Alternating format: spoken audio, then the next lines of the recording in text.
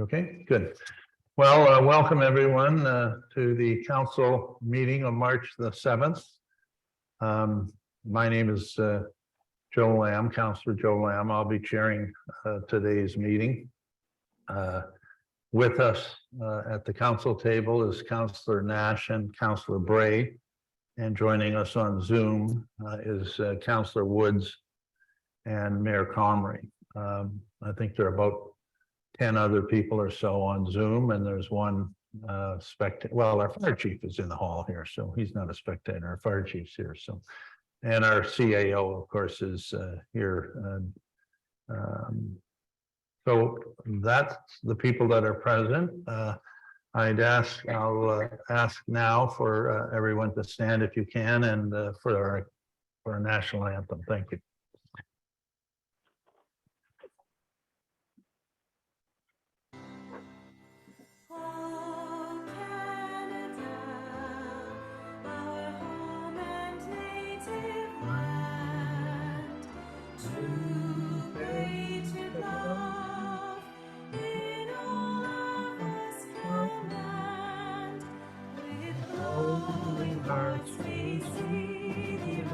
The true north, strong and free. Come far and wide, O Canada, we stand on guard for thee. God keep our land glorious and free. O Canada, we stand on guard for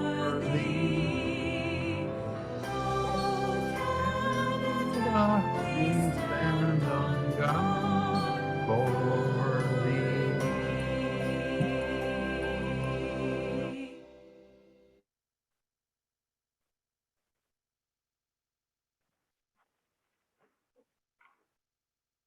Thank you. I'll now read the Indigenous Land Acknowledgement Statement. The municipality of Whitestone recognizes all of Canada resides on traditional, unceded, and/or treaty lands of the Indigenous people of Turtle Island. We recognize our municipality on the Robinson-Huron Treaty Territory is home to many past, present, and future Indigenous families.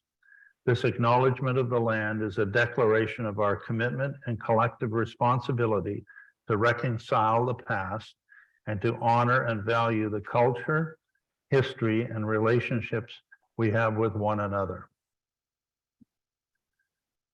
Next is the disclosure of pecuniary interest, if any. Councillor Nash? Yeah, I was just turning my mic on there. Yeah, so for item 11.1, I have filled out the paperwork to declare a pecuniary interest in regards to item 11.1 for the road grants. Okay, thank you. Any other declarations? Hearing none.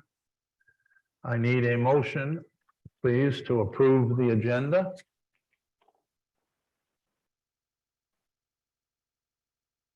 Councillor Bray. Moved by Councillor Bray. Yep. Seconded by Councillor Nash. Second.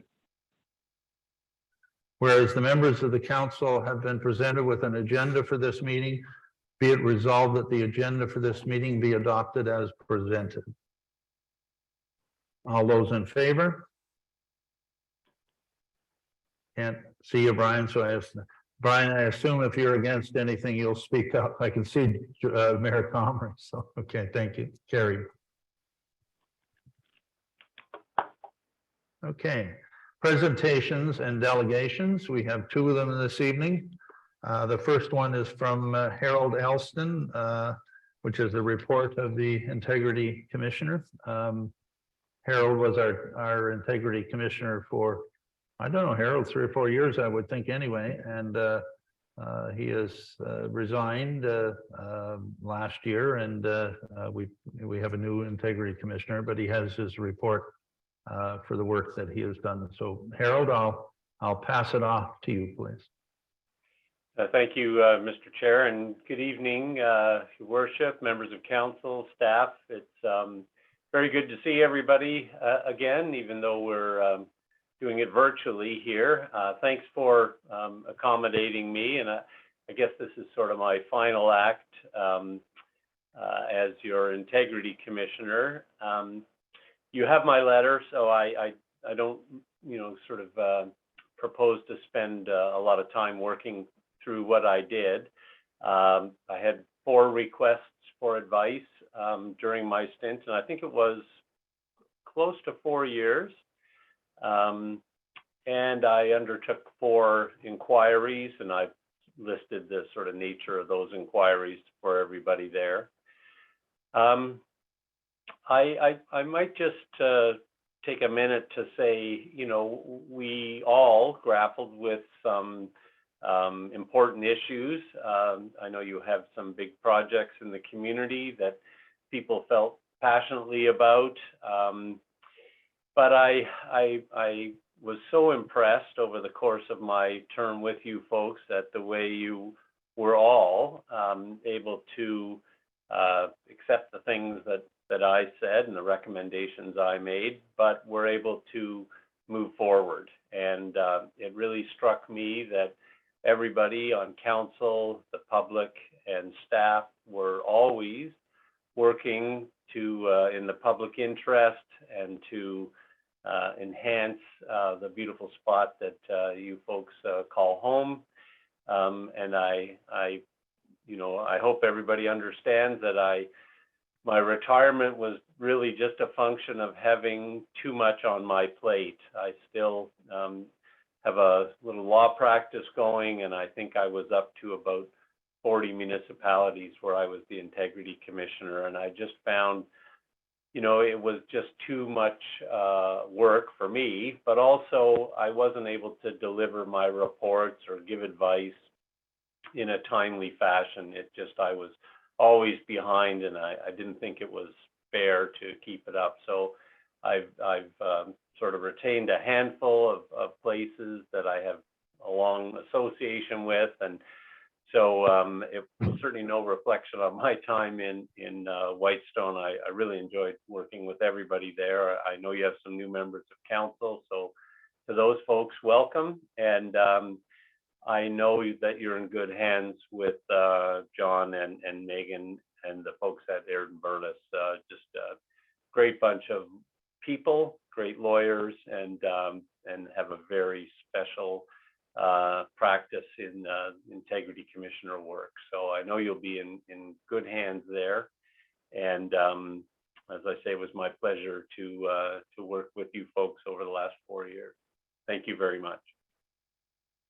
Thank you, Harold. Are there any questions from members of council at all? Okay, well, thank you, Harold, and have a good evening, and thanks for all your help and assistance during the last 4 years with us. Well, thank you, Councillor Lamb.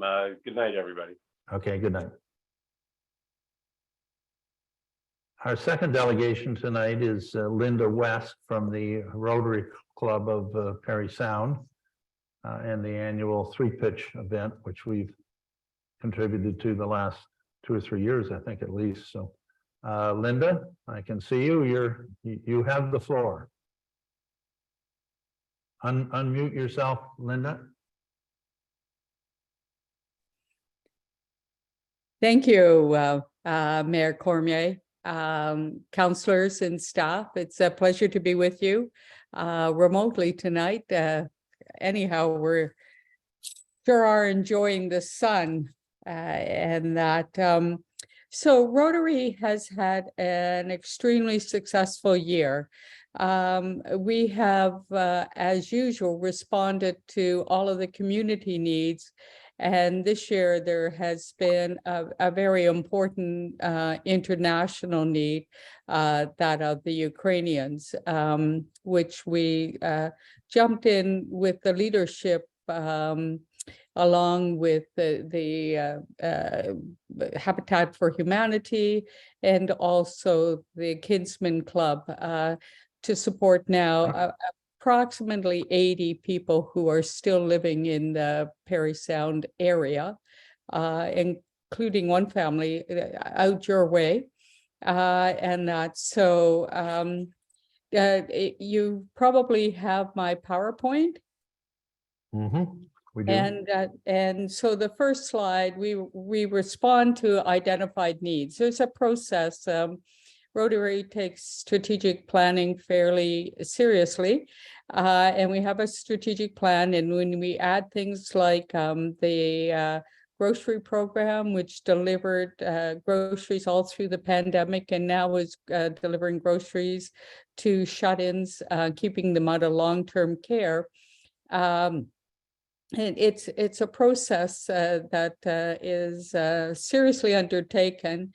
But then there's usually a jump in, and I'm not sure we didn't go over our heads this year, and that because we were going to maybe bring 20 or 30 Ukrainians, and now we've very much exceeded that. The second slide speaks to the three pitch. Because Rotary is international, we need to declare when monies are going to be kept locally and when monies are going to be kept internationally.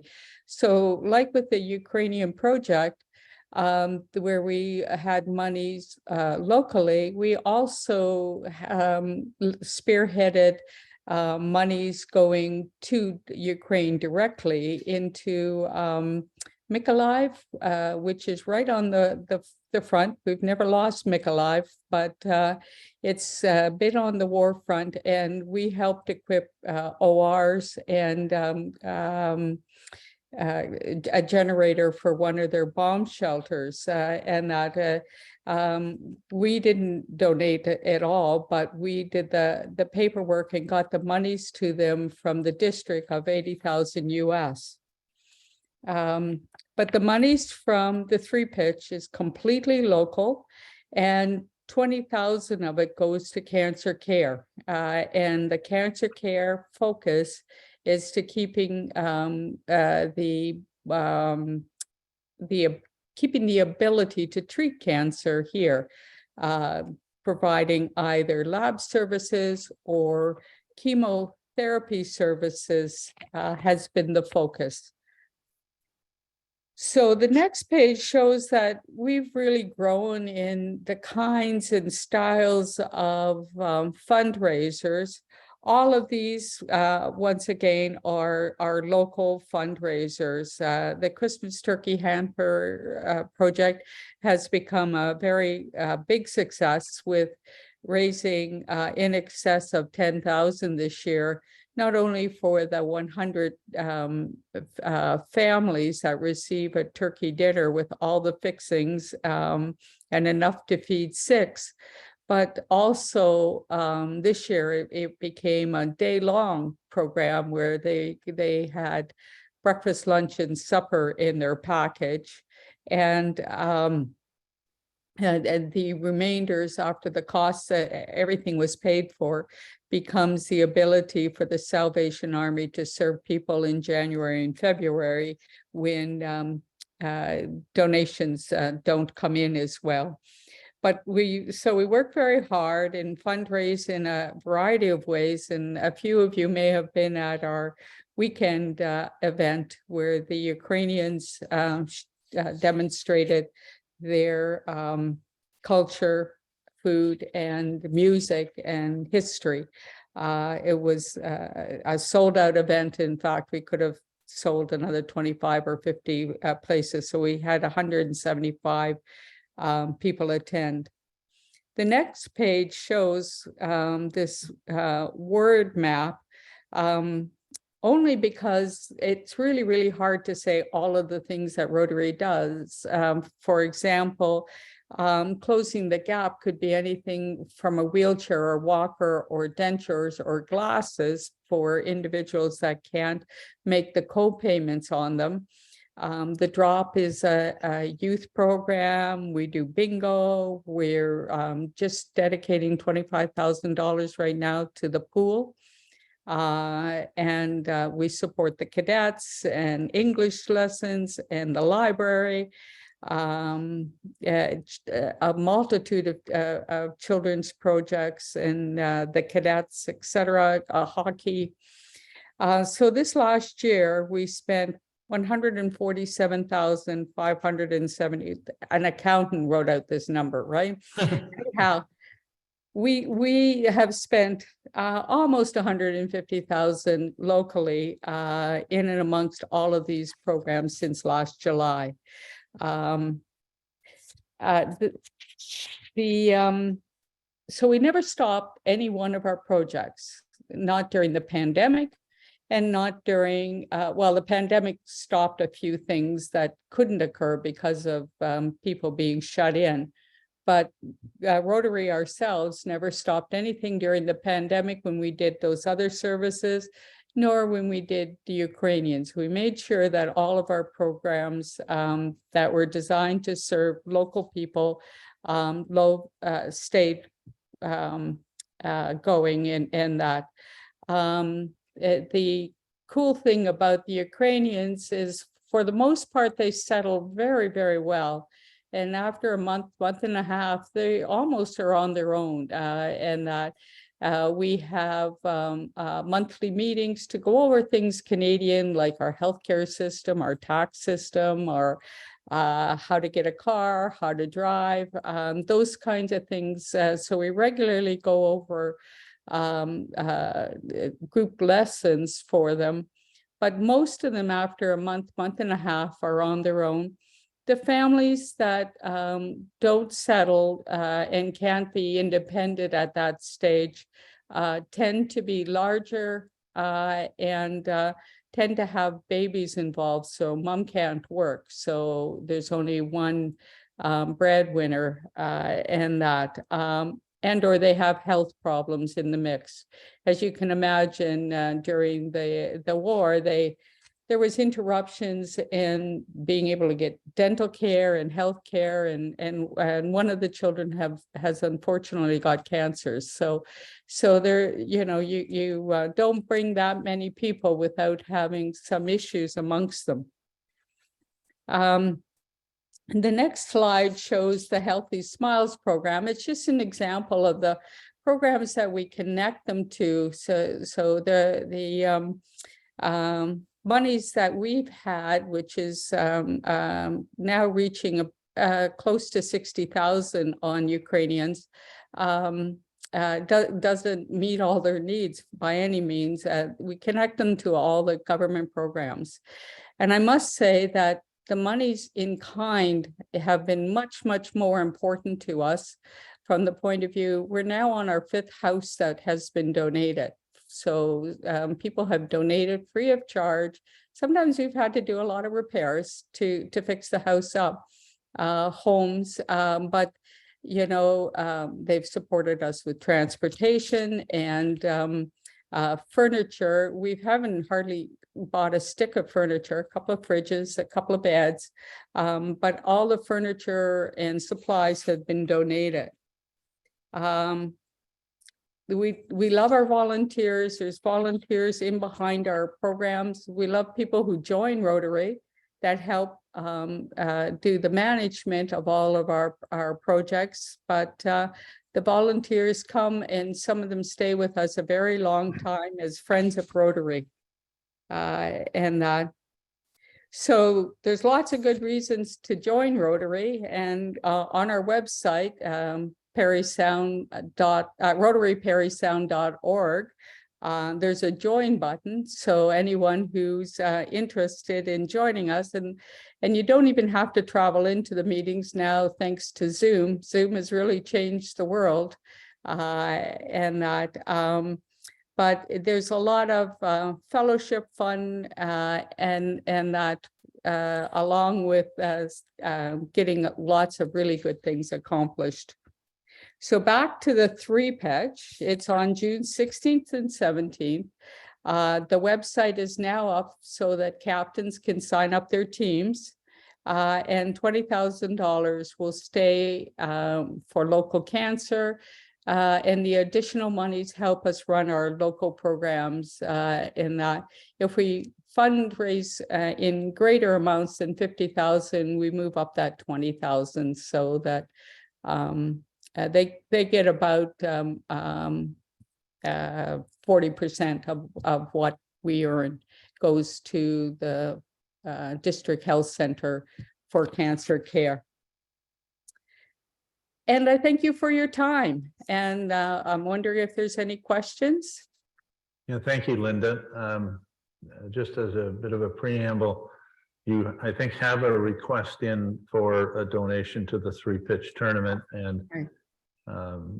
We look at that annually as part of our donation account within our budget, and we're having budget meetings starting on, I think it's March the 22nd. So your request will, for those monies will be looked at that time. So are there any questions or comments from councillors?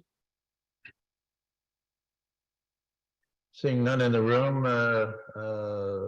anything from Mayor Comrie or Councillor Woods? Okay, well, you must have supplied us all with the information we wanted. So thank you Okay, again for all your. Thank you again, Linda, for you and your organization, all the hard work that you do for all of us in the area. So, okay, you have a good Thank you. evening. bye-bye.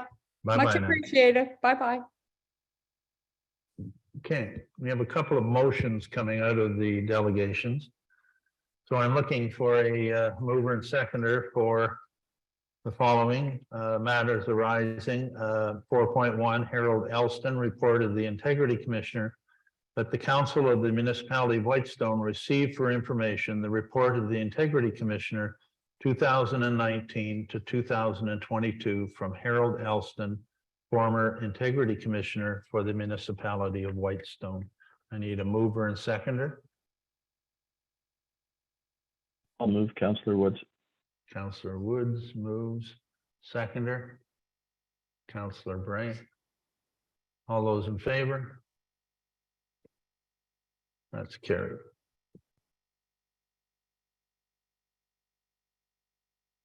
Okay, and secondly, I need a mover and seconder for this motion. 4.2, Linda West from the Rotary Club of Perry Sound annual three-pitch event that the Council of the Municipality of Whitestone received for information the presentation from Linda West, Rotary Club of Perry Sound annual three-pitch event. I need a mover and seconder. I can move. Councillor Nash moves. Seconder. Mayor Conway, I see his hand. There we go. Mayor Conway. All those in favor? Okay, that's carried. Thank you. Okay, number 5 is planning items. There are no planning items tonight. 6 is public meeting, and again, there is no public meeting this evening. So number 7 is the consent agenda, and I'll need a mover and seconder for the following. Whereas the Council of the Municipality of Whitestone has reviewed the consent agenda consisting of 7.1 councillor and committee meeting minutes, 7.11 regular council meeting minutes for Tuesday, February 21st, 2023, 7.1.2 special council meeting or minutes for Saturday, so February 25th, 2023, 7.13 Whitestone Public Library and Technology Center board meeting minutes for January 30th, 2023, 7.2 unfinished business, which is listed on our agenda on pages 4 to 7. Now therefore, but be it resolved that the Council of the Municipality of Whitestone does hereby approve the following council meeting minutes: the regular council meeting minutes of February 21st, 2023, and the special council meeting minutes for February 25th, 2023, and that council receives for information the Whitestone Public Library and Technology Center board meeting minutes for January 30th, 2023, and unfinished business listed contained in the consent agenda dated March 7th, 2023. So I need a mover and seconder. Counselor Bray makes the motion, seconder. Counselor Nash. All those in favor? That's carried. Thank you. Matters arising out of consent agenda, there are none. Accounts payable. We don't, there are no accounts payable. I need a mover and seconder for the following. Accounts payable, 8.1 accounts payable, that the council of the municipality of Whitestone receive for information the accounts payable listing in the amount of $121,962.46 for the period ending February 28th, 2023. I need a mover and a seconder. Counselor I'll move, Nash, Counselor Woods. Counselor Woods I'll second. seconds. Questions on the accounts payable? None in here. Anything online from, no? Okay, all those in favor of the accounts payable? Good, carry. That must be the first time in history we passed that one without any questions. We're moving right along. Staff reports, 9.1, report admin 2023-06, council health and insurance benefit. And I have a motion, and I need a mover and seconder for 9.1 report admin 2023-06, council health and insurance benefits, that the council of the municipality of Whitestone does hereby receive report admin 2023-06, council health and insurance benefits for information and discussion, and that the council of the municipality of Whitestone does hereby provide the following direction. I need a mover and seconder. Counselor Nash makes the motion. Seconder, I'll second.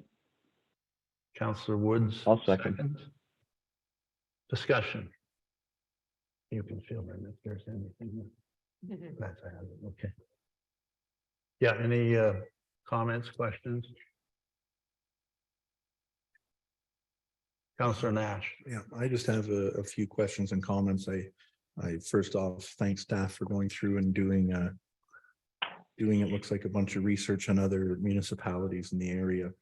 And I noticed that out of the West Perry Sound area, that 4 of the 7 municipalities already have some form of benefits in place. So if we were to go ahead and do something, that would be 5 of the 7 municipalities, or about 70% of the municipalities in the district.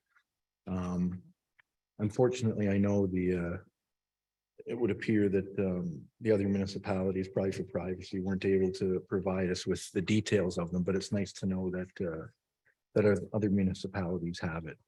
And then I just have a couple of comments when I was reading through it. I noticed that it said that there's it would be, if it was done, it would be something called a health spending account for medical expenses that qualify through CRA as medical expenses. And I noticed it said that the program would also include spouses or family members, still with the same limit of coverage. So again, I thank staff for going through it all.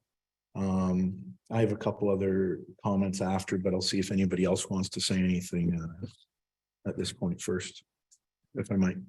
Okay, others, other comments? Through you, Mr. Chair, Counselor Woods. Yes, Counselor Woods. I was just curious. It says 4 of the 7 municipalities, but is there a reason we don't know which 4 it was that offer the benefits, or just a question? Madam CEO.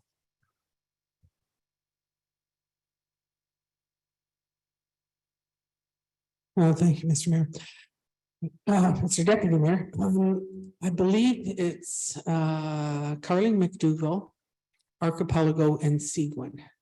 And the folks that don't have health benefits are the town of Perry Sound, McKellar, and Whitestone. Okay. And, in terms of the details, there was some reluctancy to share. And we didn't go too deep, just asked if they had insurance coverages and if they felt they were adequate. And there appeared to be a variety of health coverages, which I don't think they were keen on having made public, even though I'm sure it's public knowledge, but that's the information that Manish was able to get. Thank you.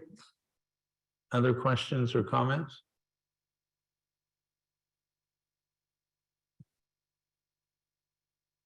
Okay, I had initially, I guess, made this motion a month or so ago. It had bothered me, of course, when we had Mayor Armstrong pass away during the last term, and there was very little or no life insurance. I thought there was something like $5,000, which was a terminal sickness sort of benefit.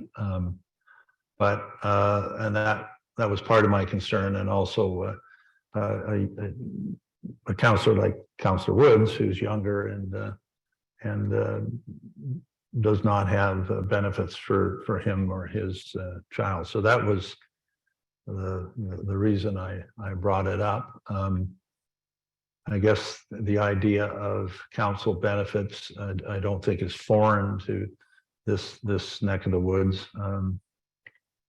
I guess the idea of health spending account is I guess the recommended way to go if we're going to approve this.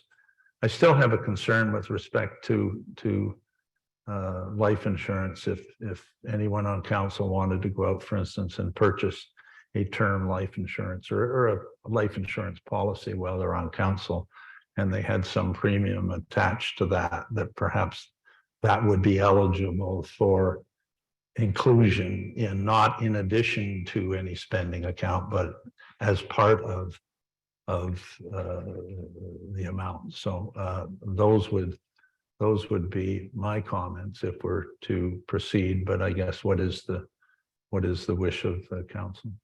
Councillor Nash? Yeah, thank you, through you, Deputy Mayor.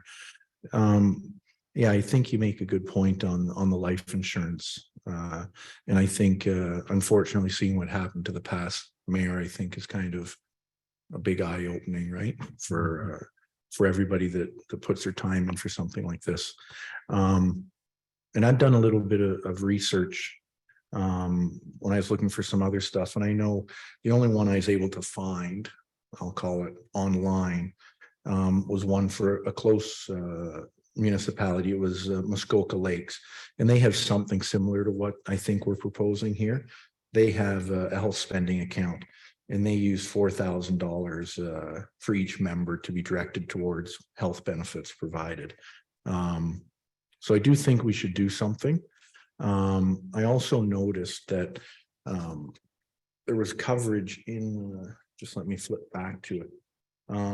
There was coverage for some critical illness up to age 70 at $10,000, which I think is nice. And I think that covers you for certain major critical illnesses, major health issues, but doesn't cover you for everything like a heart attack or, a car accident, that kind of stuff.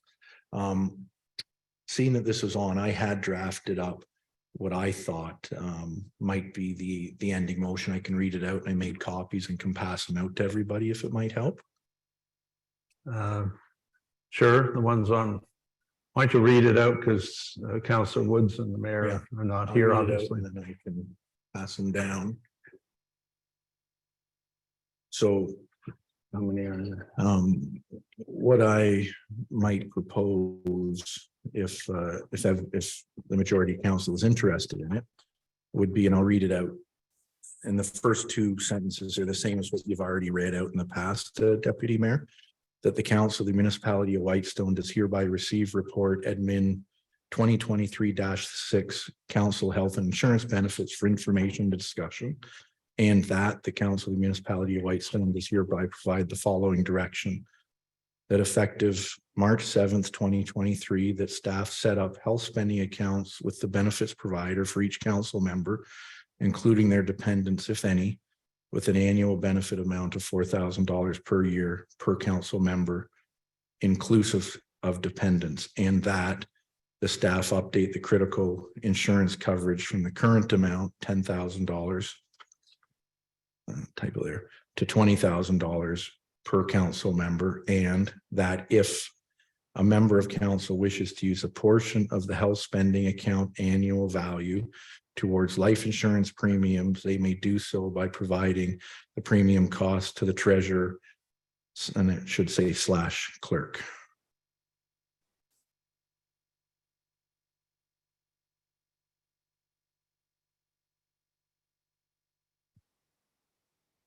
Okay. Comments?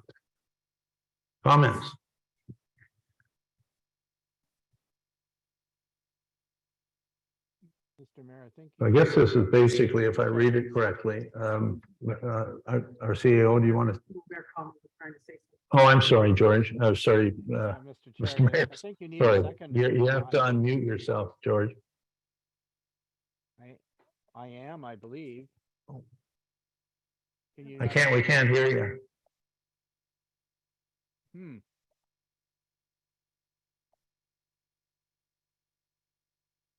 That's interesting. I don't know why. Can't hear you, George. I understand. Don't know why. Oh, very faintly. We can faintly hear you, but we can't make out what you're saying.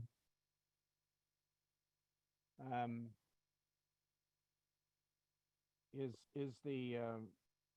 the So audio it's- box turned? Maybe if someone else is on the call, they could say something to see if we can hear them. Can you hear me okay? Yep. Yeah, I can hear you, Brian. Can you hear me okay? Who's that? Margie? Yeah, I can hear you. Eddie? So, Can you hear me? yep. So. I can hear the Mr. mayor. Mayor, it's you, I guess. I don't know whether it's your volume or whatever.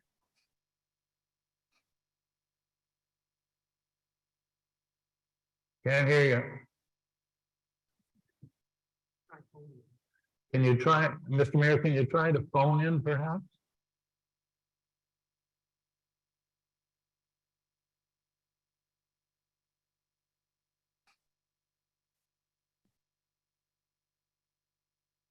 Oh, I hear a phone going.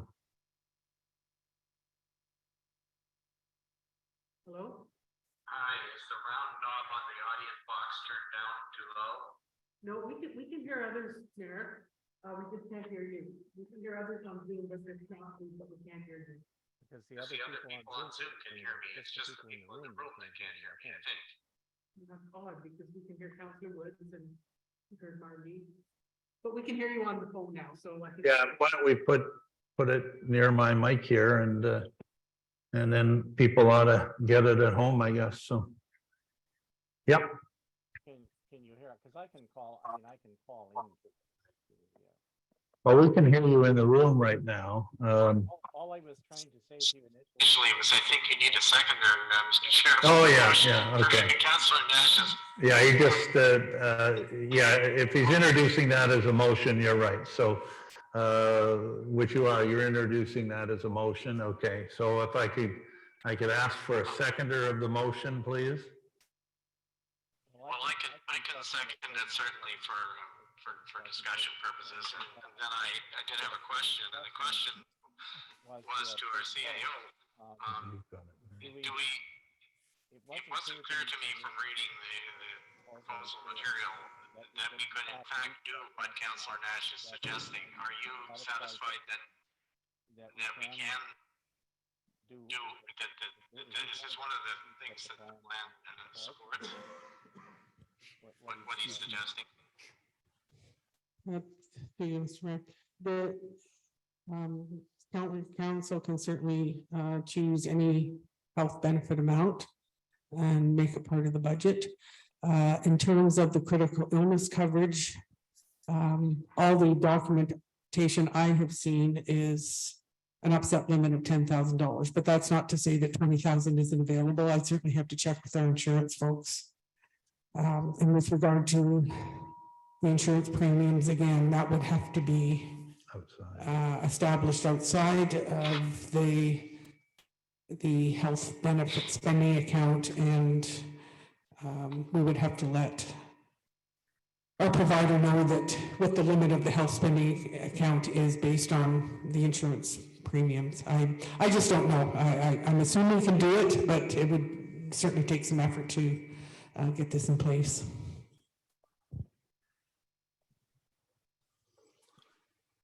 Okay, other comments, Mr. Mayor, anyone else? Well, thank you. I guess my other question would be, I wonder if the clerk could price out what this proposal would actually, what it would actually cost. Through you, based on the money spending account, the $4,000 per counselor, that would be $20,000 added to the budget, plus another 10% administration. So all of the invoices for whatever health spending you do go directly to the provider. We don't get involved in that at the office. The premiums for the critical illness, I'd have to look that up. I don't think it's significant at 10,000. I think it's about $200 per person, and at 20,000, if it's available, I don't think it would be double. Okay, thank you. Other, Councillor Nash. I just had a really quick comment.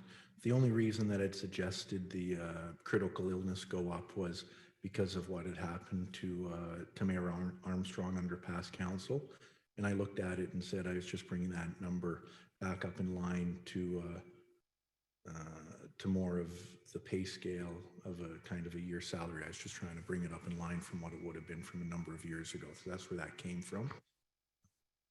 Yeah. Hopefully it's never used. One of those things you hope you never have to use that for any member of council ever, right? So, Well, it doesn't apply to Mayor Comrie and myself because we're over 70, right? I think it's to a maximum of 70 years of age, and you don't ever divulge your age, Janice. So anyway, yeah, I guess my comment, generally speaking, I don't have a problem. I think $4,000 is way too much money. You know, I just think it's way too much when I think of it, and I think of the budget, and I think of all the things that we are faced or we're faced with in Whitestone. So I guess when the 1,000 came out, it hit me as a little low, but 4,000 is too high in my opinion. So you know, I would suggest we ramp that back. I don't know what the amount, you know, in my mind is, whether that's, you know, $2,000 is half of 4, I guess, or that area, or 2,500, or that area. That's my thought. I'd have a hard time supporting $4,000. So that's just a comment. I could make, you know, depending on the feelings of other people, I could make that as an amendment, I guess, to the motion. But how do others feel on that? Through you, Mr. Chair. Yes, Councillor Woods. Thanks. So the whether it's the 1,000 or the 2,000 or the 4,000, whatever number, if we decide to go this route, that would be to a maximum of that amount, right? But councillors wouldn't be handed that kind of money and say, here, you can go spend it. We just have to, you know, if you only spent 300 or 500 or $1,000 on your account, it would only be that amount, right? Yeah, that's true, Councillor Woods. For instance, in my case, I have healthcare benefits. Okay, so you know, my drugs and et cetera are paid for. So I'm not likely to spend anywhere near $4,000. So when we say that, you know, it's 20,000, I'm not going to spend that amount. So, but anyway, so is there any, I mean, we have a motion and a seconder on a $4,000 amount. I guess other comments on the amount? If not, if there isn't, I guess we put a vote up to the on the $4,000. So, but Mayor Comrie. Yes, I mean, I guess I do share the concern about just what the matter is, what the whole thing is going to end up costing in the what I think is going to be a pretty tight budget year. And you know, I guess I still have Hello? a question. Now, you made a comment earlier that this does not apply to you and me. I wonder if the clerk can. No, what sorry to interrupt. What I was saying is the $10,000 amount or the 20,000, the critical injury amount only applies if you pass away before you're 70 years of age. Yeah, that portion of it. Yeah. I wasn't sure if it was the whole thing or. No, just that portion. Obviously, would affect the cost depending how many people are participating, but I don't. I'm looking at it and saying, well, I'm sensitive to the fact that this may be the only benefit plan for some of our members. I think I would be happier if the number were maybe $2,500 instead of $4,000. And Okay. if there's an amendment to that effect, I guess I would support that. But Okay. Well, I'll. Oh, sorry. Go ahead. no, I was going to say I would make an amendment to adjust the $4,000 amount down to 2,500. And I think I'm hearing the mayor seconding that motion. So any further discussion on the amendment first, I guess. So what we'll be voting on to begin with is the amount. And then we'll vote on whether we want the program at all or not, which would be the second vote. So any comments? Yeah. Is the mover agreeable to adjust it to $2,500? Yeah, that's fine. Okay, and the seconder was Mayor Comrie, wasn't it? Okay, so I take it you're in agreement, so. Okay, all those in favor of $2,500? Okay, that's carried. Thank you. Now we'll come back to the. Oh, Councillor Woods, can you say whether you're for or against, please? Yes. Yes, thank you. Okay, so now we're back to the main motion. Are there any other amendments to it, or we just pass it? I suppose if you can't change the critical injury part from 10 to 20, you'd come back to us and tell us that. And the rest is, I think, self-explanatory. So, okay, are there any other comments? Okay, I'll put the question. I think on this we should have a recorded vote. So I'll ask our CAO to has everyone, do you need me to read the amended motion, or is everyone fine with it? You okay with it, Mr. Mayor? Okay. Yes. Thank you. Call the roll, please. Councillor Bray, Yes. Mayor Comrie, Counselor Nash, Yes. Counselor Woods, Yes. Deputy Mayor Lamb. Yes. Okay, thank you. Okay.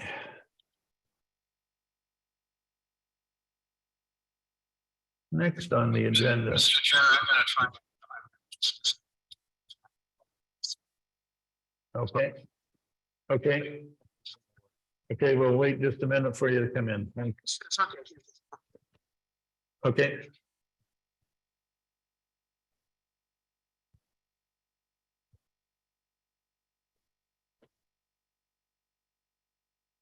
Okie dokie. So the next on the agenda is 9.2, the report admin 2023.07, use of the shore road allowance adjacent to Bolger Landing for boat storage. And I have a motion. I'll read it out and ask for a mover and seconder. 9.2, report admin 2023-07, use of shore road allowance adjacent to Bolger Landing for boat storage. That the Council of the Municipality of Whitestone does hereby receive report admin 2023-07, use of shore road allowance adjacent to Bolger Landing for boat storage for information and discussion. And that the Council of the Municipality of Whitestone does hereby provide the following direction. So I need a mover and a seconder. Councillor Nash moves. Seconder. I'll second. Counselor Woods. Councillor Woods seconds. Okay, discussion. We have a report in front of us. I'll ask the Madam CAO to perhaps introduce it and then we'll have a discussion. Thank you. Thank you, Deputy Mayor. This report comes to council based on some discussions we had with how the shore road allowance is used up in Bolger. And I don't think there's anything here that's new to anyone. We've been working with some issues out of Bolger Landing for a few months. And the question is how people store their boats and where they store their boats when they want to use a couple of lakes out that way.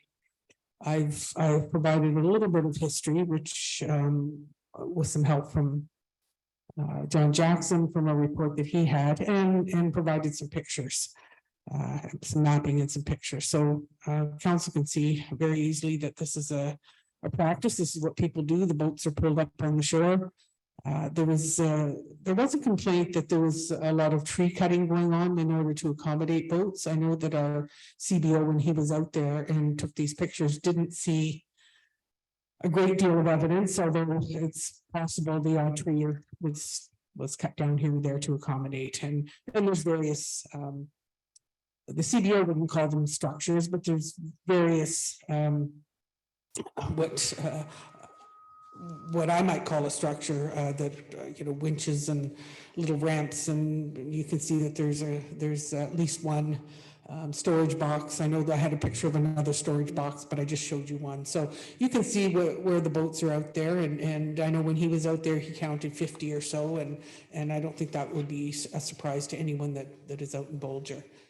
And one of the things we did when we received this complaint is we did reach out to the community out there, people that own land, and we didn't get a lot of response, but we did. And those responses are attachment C. So you can see folks that have different opinions on how this should be addressed or not. Some folks really suggest just leave it alone because it's legacy and nothing has happened too dramatically in the last few years. So this is really just information for council to discuss and give consideration to whether they want to do anything or not, and if they do, what that would be. I didn't put any financial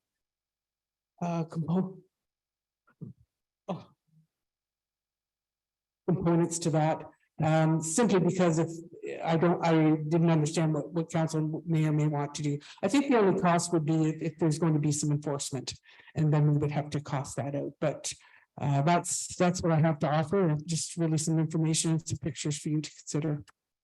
Thank you. I take it the mayor's back on the phone again, is he? Well, that's the treasurer. Okay. George, do we have you with us? Yes, Again, can't hear you hardly. if the CAO has muted me, has admitted me to the room. No, we haven't muted you. It's just really faint. We can hear you, but it's very, very faint. So you'll either have to yell if you have something to say or come back in on the phone, I guess. How is it now? Is it better? Nope. I can barely hear you. Can the people, other people on the call hear the mayor? We can Through hear the you, mayor. Mr. Chair. Perfect. So it's just a glitch in the room here, I guess. So. Okay, well, I don't know what to say, George, but speak up, I guess. Okay, so Bolger's on the docket here, so comments from councilors, please. Any comments? Councilor Bray. I guess, just in the past, have there been many, many issues with this? Is this something that we should be looking at, or is it something that, one issue and that's been resolved? Or how do we look at this in terms of being a problem, if it is? I don't know, I would think that Madam CAO or Mayor Comrie can best comment on that, I guess. Over the years, I haven't heard of too many problems with respect to these boats on the shoreline out at Bolger, to be honest. It seemed to pop up at the time that Mr. Roberts was asking for his rezoning, and it kind of got all entangled in that, is my opinion. But anyway, any comments from Madam CAO or? Yep, thank you. Just a couple. I don't know of any complaints, but that they wouldn't necessarily come to me. I did speak to our bylaw enforcement officer and our CBO, who's only been here a year, and neither of them have ever had complaints. It seems to be something that has been done for 50 or so years. It's a bit of a legacy issue. And it did come to our attention, you're right, during the time when there was some rezoning discussions and, you know, whether it was an appropriate use of the shore road allowance. We own the shore road allowance, and that was the question. Okay, Mr. Mayor, do you have any comments on this? Well, I do, if you can hear them. Just barely, but I think we can probably make them out. I think that, you know, the original thought when this subject came up was that it's really desirable to have boats close to the landing itself and not all over the shore. And I understand why people have put these boat caches, as I call them, away from the landing, because the landing tends not to be very secure. But when we first started looking at the parking problem at the landing, the thought was that there probably needed to be some improvements at the landing. And my hope would be that when those improvements can be done, that the majority of the boats would be confined to that bay that the landing is in, and not out, you know, along the shoreline where they're shown on the map that our CAO has provided. Not so far away, because essentially, you know, the people are making trails through the bush along the shore road allowance, and you know, some of them are quite a ways away from the landing. And, you know, if there were a place for these boats to be pulled up in the winter closer to the landing, it seems to me that would be a better solution than everybody having their own separate little mini landing. So that's my reaction to it. I understand, as I say, why they're there, but I think it was to solve a problem that the landing itself wasn't really adequate for that purpose in the first place. Okay, thank you. Counselor Nash, Thank you. And just, speak into the mic, Oh, okay, yeah. please. so I guess overall, I have no problem with users of the lake, cottagers, visitors using the shore road allowance to pull up their boat, and store it there.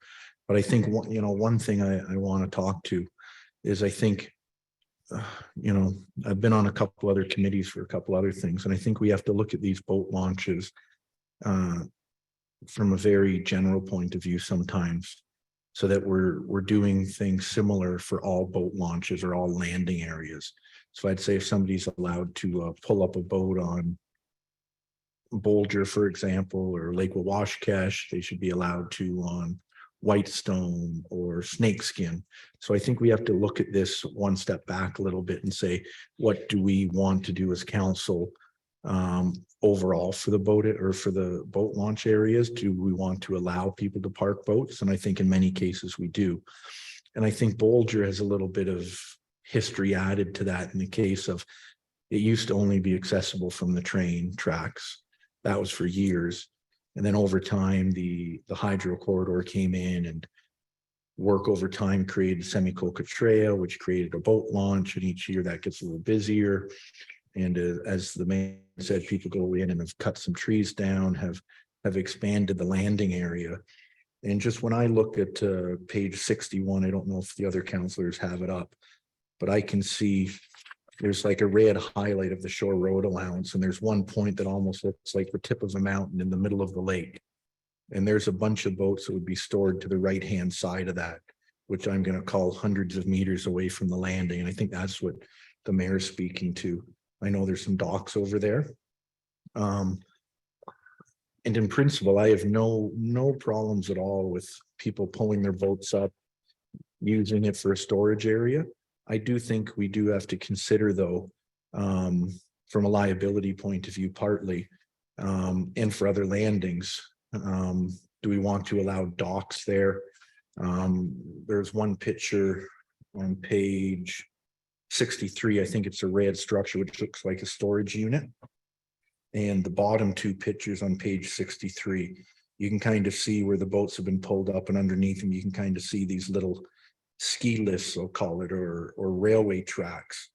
And I do think we might need to look at that and say, it's okay to park your boats or tie your boat to a tree. Sorry if there's feedback. But do we want to allow there to be docks or storage units or railway tracks? From a liability, but if we allow it here, somebody else on another lake is going to say, well, I should be allowed to pull up on the shore and I should be able to build a dock. So in principle, I think overall from a municipal wide thing, I'd say, yes, we should be allowed to store boats, pull them up on shore.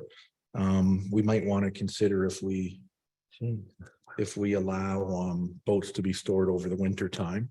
And I think one thing that the mayor said is maybe it can be more centralized into a smaller area. But again, I know this motion is speaking to Bolger. But we might want to consider if it's not just Bolger, if it's just overall for all the lakes. Okay. I don't know what's wrong with your mic there. I'm not sure. Okay, other comments? Other Councilor Woods, you have anything? Yeah, through you, Mr. Chair.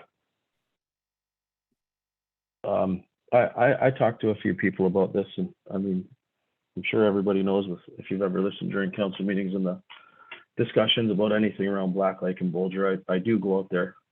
I wish I could get out there more often, but I'm usually busy with council stuff.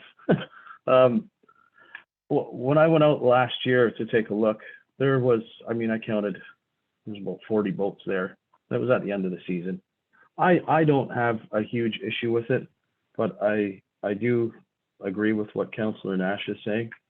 We need to look at a rule for the municipality in general, right? I mean, the rails, and I understand the reason for them, you know, trying to get your boat up. You may be getting a little bit later on in years. I know I have a hard time, and I'm in my 40s pulling a boat out sometimes by myself. So I mean, I understand the reason for it, but if we're going to allow it here and people start doing it everywhere, is it going to become more of a problem? I do agree with adding more and doing what we can to clean up and expand parking areas and kind of centralize all the boats over in that tight little bay area opposite of the docks. I think that's what Mayor Comrie was hinting at. I think that would be a much better approach. I mean, if you take a look on Google Earth at the bay area right there at the landing, you'd have a hard time counting all the boats and structures. And if you do, I would say you follow it out to the right. There's docks and structures going right out into the lake. And if you look at it on West Perry Sound Geographic Network, it's not owned property. It is the Shore Road Allowance. I don't think we should be allowing people to put docks, whether they're floating or fixed or fastened, or they've been there for whatever amount of time if they're there, but they shouldn't be allowed to be rebuilt once they've reached their end of life, if they've been there for so long now. But once they reach their end of life, they should have to be taken down, and we should try and preserve as much of our shoreline in its natural state as possible. I've always said all of our landing areas, we should try and do what we can to upgrade for the use of everyone. But as far as pulling the boats up on shore, I mean, there's lots of areas where you see them. I don't know if other people are going to get the idea that they should be allowed to do it at every single lake. So I think we really need to have a fulsome discussion and come down to what we all want to see at all of the lakes.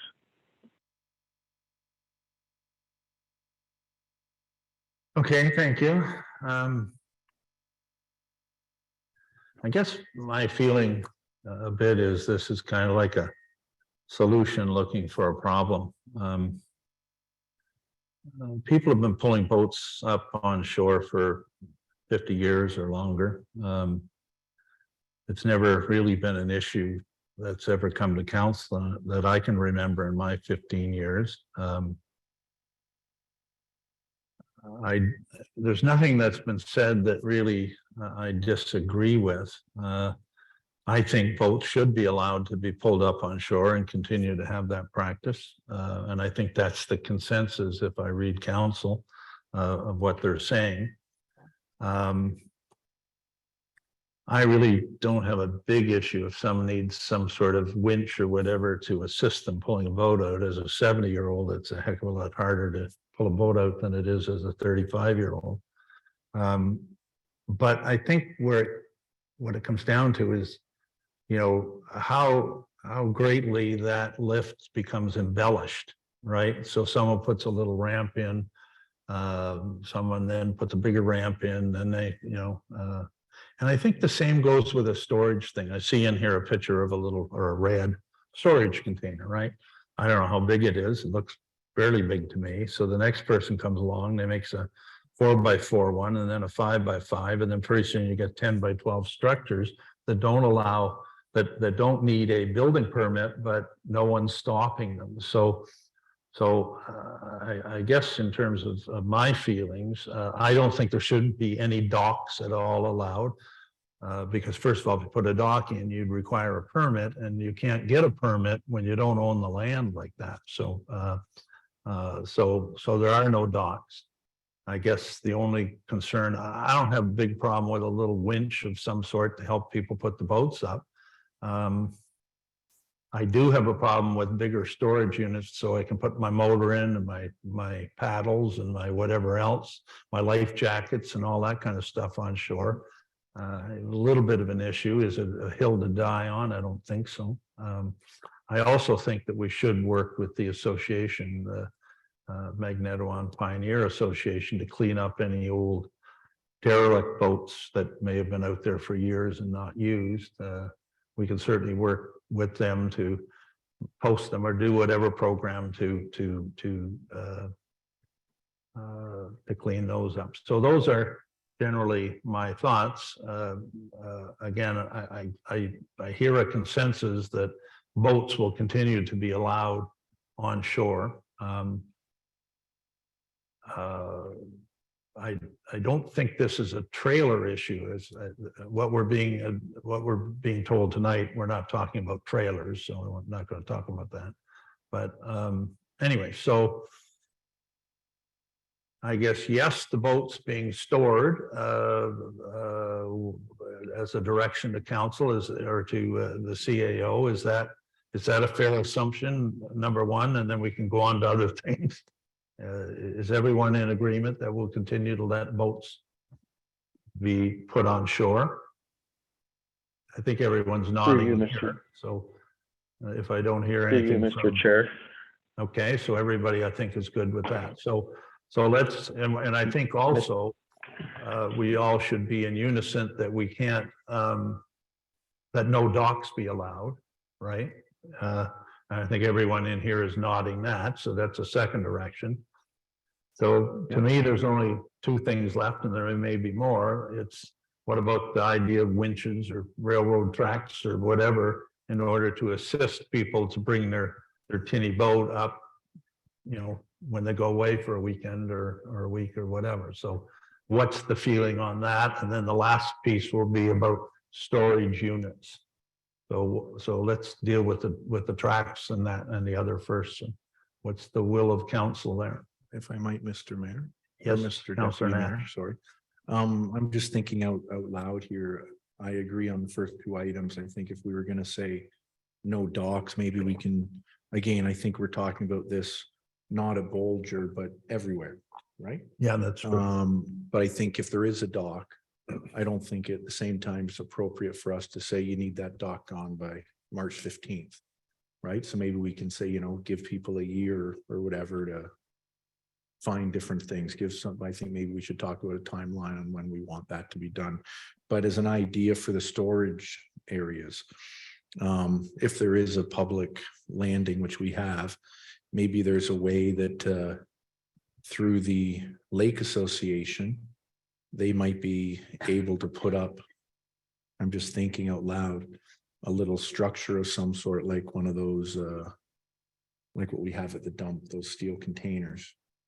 And they could share it or something like that instead of having them scattered all around. I'm just trying to think out loud. Like I'd say people should bring their own material, but maybe there's a way to have one little area where people can store it. But overall, I'd say, I know the pictures of a red storage unit. I would say we don't want those storage units on the municipality property.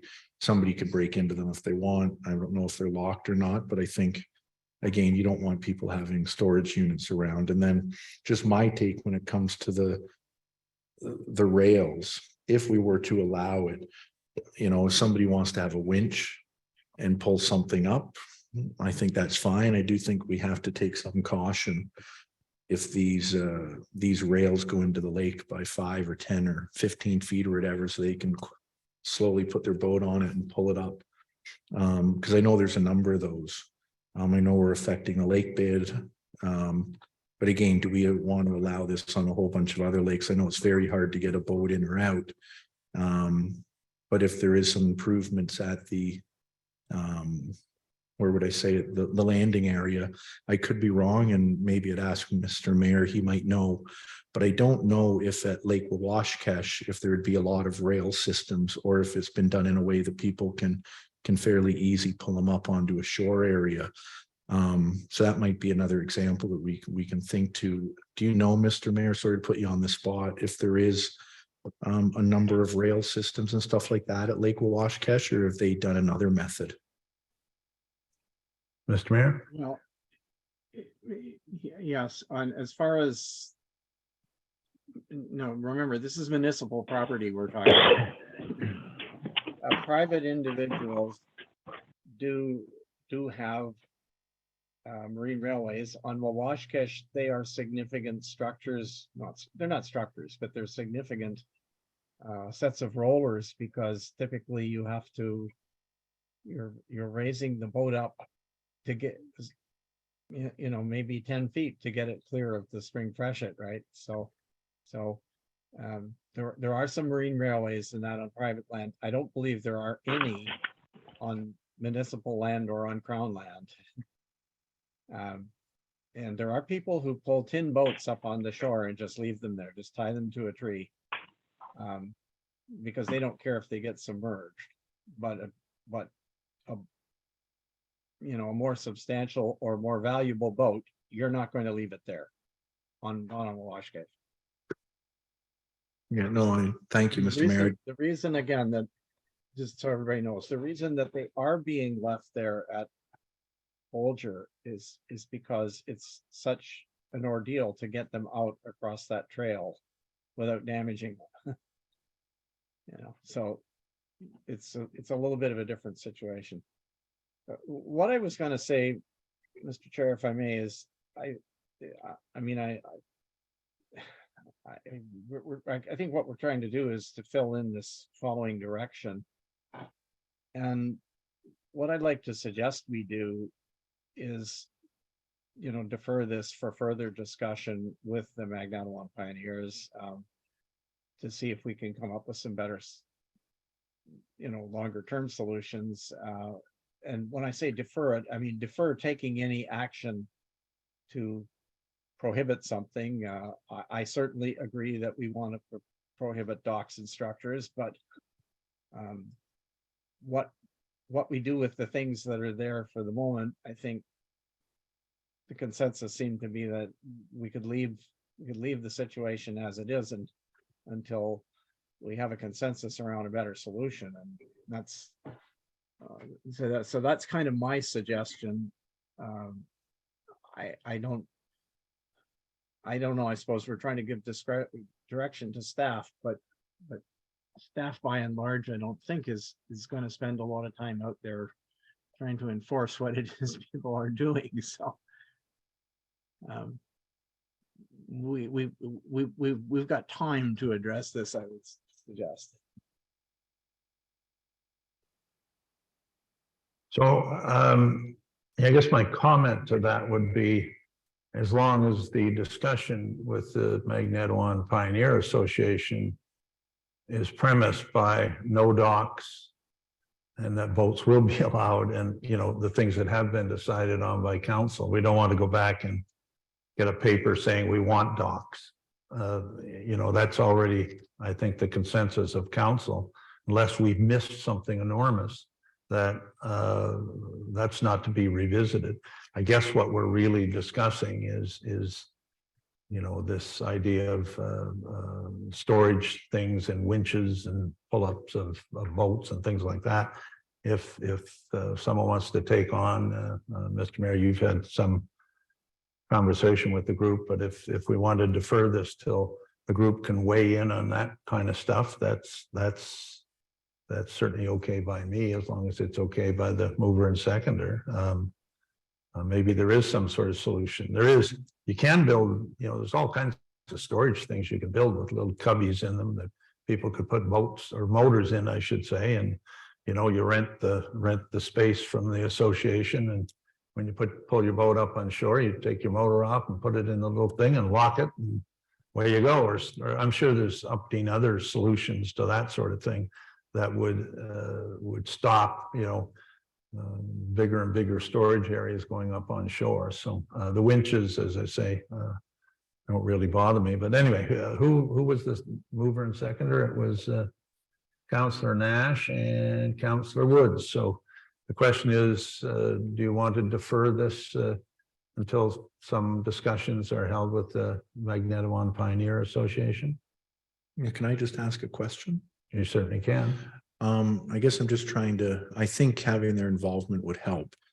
But I think, you know, if we're trying to make a direction, how would I say this? I think everybody's been in agreement that we shouldn't have boats, and probably the storage units shouldn't be there. I'm just thinking, is there a way that we pass something but with a further out timeline. And then we get a little committee or, you know, maybe it's a member of council and a staff member, or a couple staff members, it might be instead, talk to the association to see what we can do to help them out in regards to a little bit of storage. Right, I think if we're all saying there shouldn't be docks, I don't know if we need to defer it to say, well, let's listen about the docks. I think maybe we could revise it to say, you know, would ask that, you know, I think we could pass it today to say, we're all in agreement that people should be allowed to park their boats there. And then everybody from the association will know that that's not going to change and we have no issue with boats being parked there. I think that'll be a big part in there that they'd like to hear. And I think if we just say that we'd, you know, ask that the docks, the current docks that are there be removed and maybe just leave it at that for now.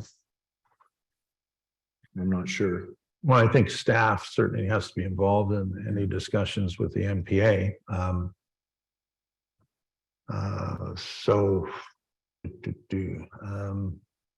is that an agreement to defer this or not?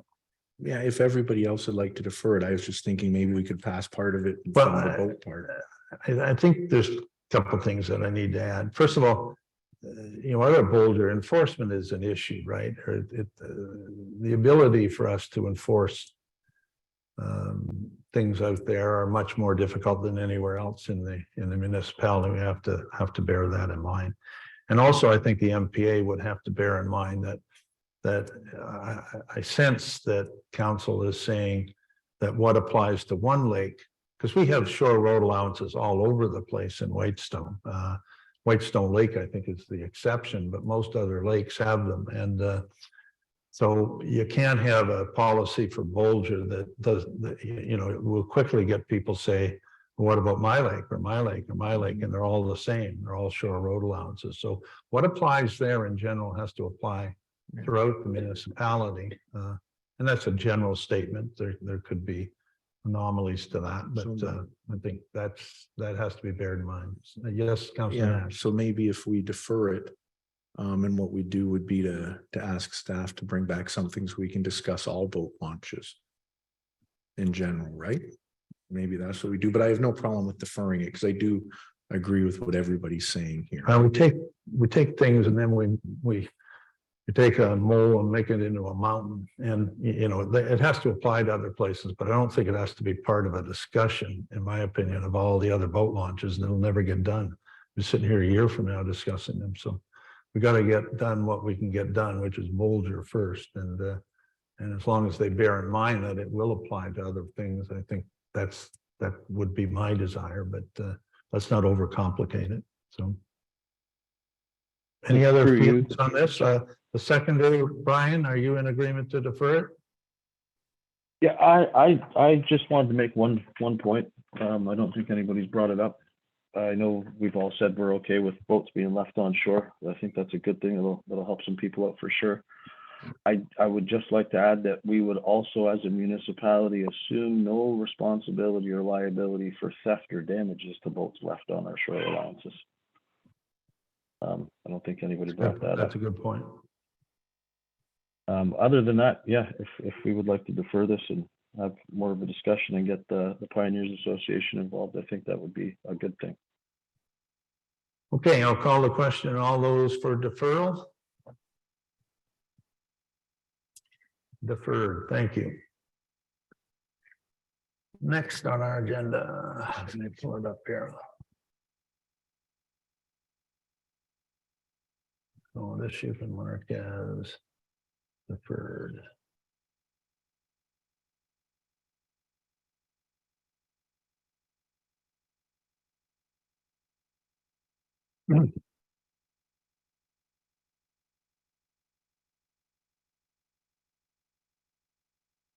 Okay, next is section 10.1 of bylaw. And I'll read and I'll ask for a mover and a seconder. Bylaws 10.1, bylaw number 18-2023 being a bylaw for the zoning bylaw amendment to rezone part lot 24, concession 6 in the geographic township of Burton from waterfront residential 1 - limited services in brackets WF1-LS, end of bracket, to tourist commercial exception number 4, bracket, C2-4, end of bracket, zone, dash Roberts. That bylaw number 18/2023 being a bylaw for a rezoning bylaw amendment to rezone Part 1, Lot 24, Concession 6 in the geographic township of Burton from waterfront residential 1 dash limited services WF1-LS to tourist commercial exception number 4, bracketed C2-4, end of bracket, zone be read a first and second time the 7th day of March 2023, and further read a third time, passed and properly signed and sealed the 7th day of March 2023 and numbered 18/2023. I need a mover and a seconder. I'll move, Councillor Woods. Councillor Bray. Councillor Woods, I think I heard seconded. Any discussion? This, of course, is just a follow-up and finalization of the decision made, I think it was last month. Okay, all those in favor? Carry. Thank you.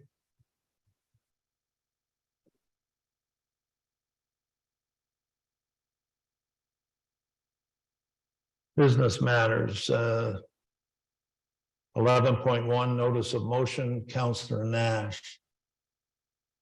So I don't know what we do with this. Councillor Nash had a motion, but has declared a pecuniary interest. So I guess I can read the notice of motion. I guess and test whether we can get a mover and seconder. So notice of motion, Councillor Scott Nash, request for the municipality of Whitestone staff to review bylaw 30-2027 being a bylaw to adopt a protocol for the authorizing of annual grants for the purpose of assisting road maintenance costs of the property owners on private and unassumed roads, along with the application form and the expenditures form. That the council municipality of Whitestone does hereby request a staff review and update to bylaw 3027 being a bylaw to adopt a protocol for the authorization of annual grants for the purpose of assisting road maintenance costs of the property owners on private and unassumed roads, along with the application for a municipal grant form and road grant expenditures form, and that the following sections of bylaw 2027 as follows be amended, revised, and or edited. So that's the motion. Anyone have anything to say on it now? I Mayor do, Conley? Mr. Chair. First of all, I don't think this is a notice of motion. A notice of motion is simply that. What in a notice of motion, what you are saying is, I intend to move at a future meeting the following, or something like the following. So the exact details of the motion don't matter. And of course, there could be no conflict of interest in giving a notice of motion regardless of what it's about. Because council would not take any action on it, on a notice of motion at that particular meeting. It would appear on the agenda as a regular agenda item at another meeting. So the fact that it's under business matters make it look like we have a motion in front of us. My issue with the motion is I don't understand why we're doing this now. It's an item that was discussed in our strategic plan, which hasn't yet been prioritized, and I don't know why we wouldn't wait until we have some discussion about that to figure out what it is and in terms of priority. The other thing is that it seeks to have staff do a review and an update to the bylaw. For what purpose? Like, what is the problem we're trying to solve here? And that's what should be in the notice of motion, it seems to me. Like, I don't understand. I can see somebody saying, well, maybe it's time we reviewed it or something, but I can't see that it's a priority. And I think there should be some, statement here in terms of what it is that needs to be amended in the bylaw. We've got other bylaws that are more pressing in terms of amending them. Why are we all of a sudden jumping into this one? Thank you. Any other comments? Councillor Bray? Yeah, I have a few questions. I'm not sure about the motion.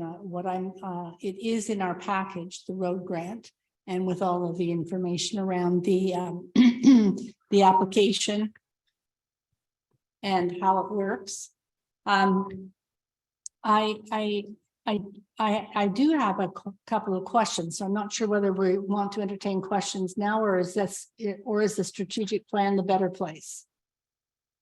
If you're asking me, I think that's the better place. We're talking about, in fact, we're trying to get another meeting that we're setting up shortly on the agenda for the strategic plan. One of the elements of the strategic plan is supporting, in general, the road grant protocol, and I'm very proud that I and Chris Armstrong started this program many years ago. And it's a good program. As part of that, there's never a problem with perhaps tweaking the road grant. A complete rewrite of the program, in my opinion, is not needed. But there may be some little issues or problems. But that will be laid into our strategic plan. It will be given a date that we're going to review it. It will be given a responsibility of who's responsible for it. And in due time, whenever that is, whenever council decides, that will come forward to council in an organized, strategic manner. And I think that's what the mayor was saying, and I agree with him. So I don't think we should be getting into a debate on the road grant. I think if you have any questions on the road grant, you would go into the office and just ask your questions, right? And they're probably, I know they'll answer them for you. So that's my feeling, but. No, that's fine. I just wanted to know how the process worked. Thank you. Okay, thank you. I'm reading, I don't have,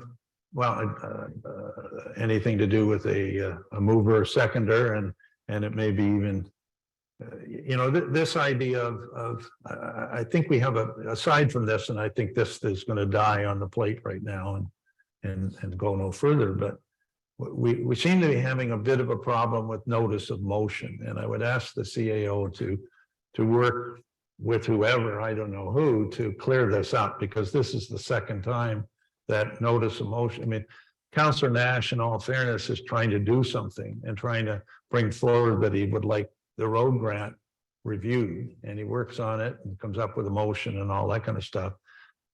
Just to be told, well, that isn't really a motion, or it's improper or whatever, right? I think we need to get it right so that whatever he brings forward in the future, we're not going around in circles like this. So, because this is at least the second time that's happened. So that's not being critical of anyone, hopefully, to take it as criticism, but I think we need to get it cleared up. So that would just be a comment that I would have. So I'm taking it that this is going to not be supported as a motion. So unless someone wants to make a motion or second, I'm going to go on to the next item. Scheduling council meeting. Question. This is like herding cats. So I'm going to turn this over to the CAO, and away we go. Thank you very much. We have 4 meetings here that I'd like to schedule, get in everybody's calendar if we can. The first meeting is the second budget meeting. So we have a budget meeting scheduled for March 22nd. And just so you know, you will have your package for that meeting well in advance. You should have it by Monday of next week. And so that'll give you a full week, a little bit more time than normal to go through it. But it's very typical that we have a second and sometimes a third budget meeting. So I ask everyone to look at their calendars and see if we can find a date. I would suggest at least 2 weeks out from the first budget meeting and probably 3. So if I look at when our first budget meeting is, it's March 22nd. So we would be looking at the week of April 11th.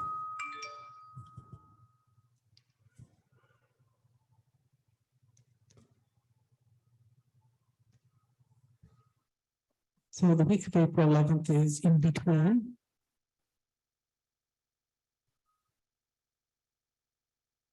I hear that noise and I'm sorry, I'm not sure what it is. Getting nervous.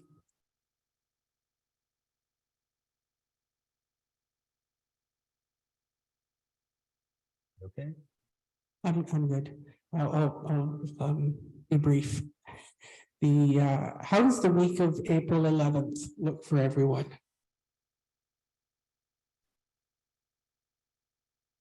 Through you, Deputy Mayor, April 11th would appear to work okay for me. Just as a back question there, Michelle, I had on my calendar budget meeting March 22nd, but then I believe I have another one through the council calendar that says the 23rd. So is it on March 22nd or 23rd? Just to clarify. 22nd, I think. 22nd, I think, is where we landed. Good. So yeah, April 11th works fine for myself. I'm okay with April 11th. Mayor Connery? I'm afraid. You're Well, not. It depends when you do it, but I have a meeting in the evening and an appointment in the morning, so. Would this be a Zoom call through you, Deputy Mayor? Or would this be an in-person one? Oh, through me? Oh, I'm just asking, like, I don't know. It hasn't. I suppose you could do it either way. Right, so the first one is in person. And if council has an appetite for a Zoom meeting for the second budget meeting, we certainly get lots of people on Zoom such as today, and we have 2 staff members in the audience, but no one else. So if council is agreeable to a Zoom meeting, I believe it's a little easier to schedule. So it would be certainly at your choice and we can make that happen. through you, Deputy Mayor, I was just thinking if the mayor had said he was available the afternoon of the 11th, I think he'd said, that's why I was asking that. If it works for everybody else, maybe it'd be a high. Well, Councillor Woods works and he wouldn't be available till after 3 anyway. So if it's after 3, I suppose, or Councillor Woods, when would you be available on the 11th if it was a Zoom call? Anytime after 3 o'clock, that should be good. If it's Mayor Conley, would you be okay for a Zoom call on the 11th of April at 3 o'clock? Yeah, if it's over at 6. Yeah, well, you'll be chairing it, so I you can get her over by 6, I'm sure. Well. As long as everybody I'm agrees to that, but jesting, that's what we're gonna do in advance. Yeah, Councillor Bray? What about that week? What about the 12th, 13th?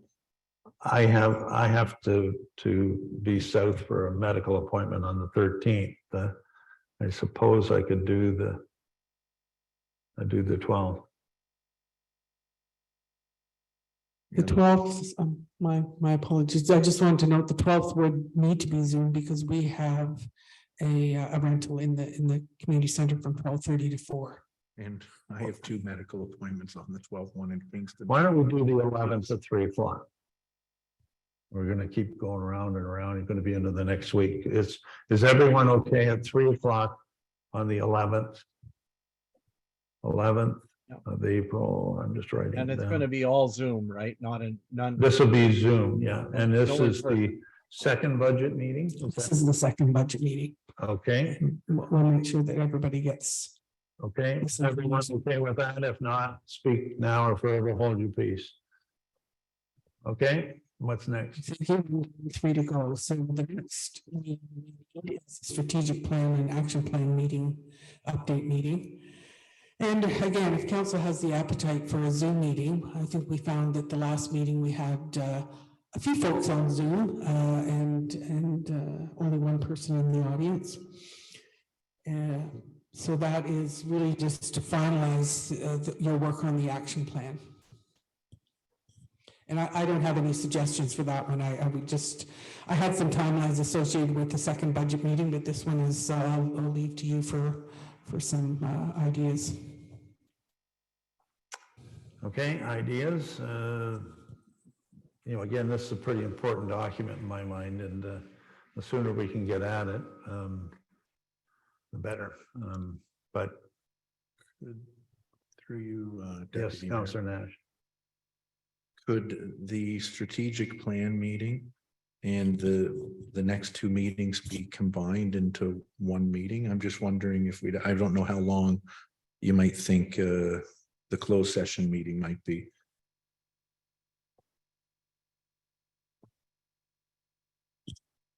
I guess my comment to it would be the action plans and who's responsible and the timing and all that is a big chunk of the plan.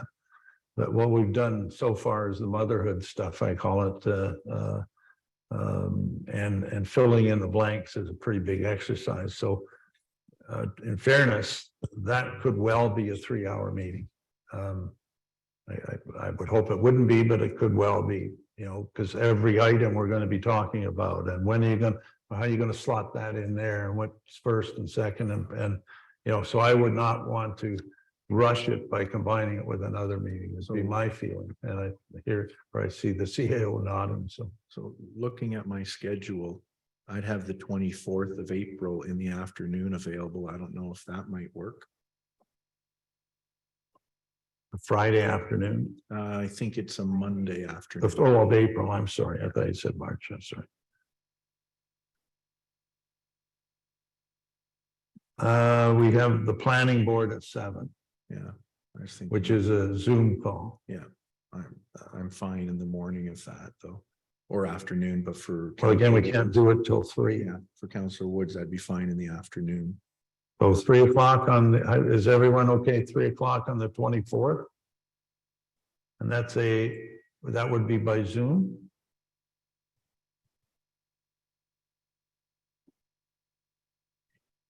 And that's for the strategic plan.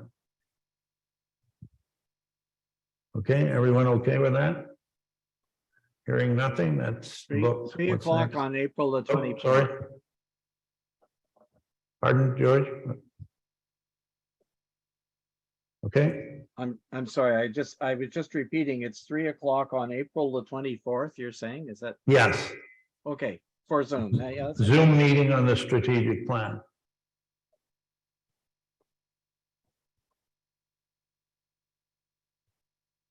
No problem. Okay, what's next? Well, thank you. So we need to plan a closed session meeting. We've got a few closed session matters that should come before council, and I would say you might want to do that before the end of March. Okay.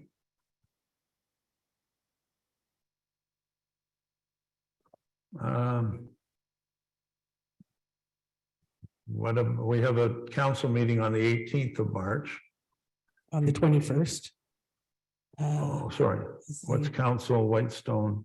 Of April, I'm sorry. You're saying to do it before the end of March, is that what you're saying? Yeah. okay. That would be my suggestion. So sorry. we have 2 meetings I'm sorry, I meant that. the week of the 20th.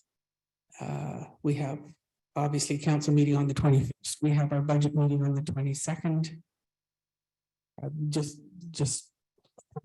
And obviously the closed session meeting would be a Zoom meeting, and it would be an evening or 3 o'clock meeting.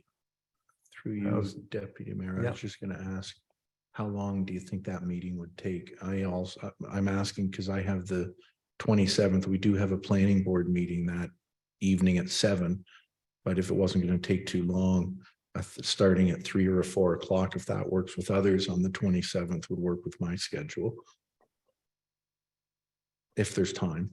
I would say a 3 o'clock start would suffice. Everyone okay on March the 27th?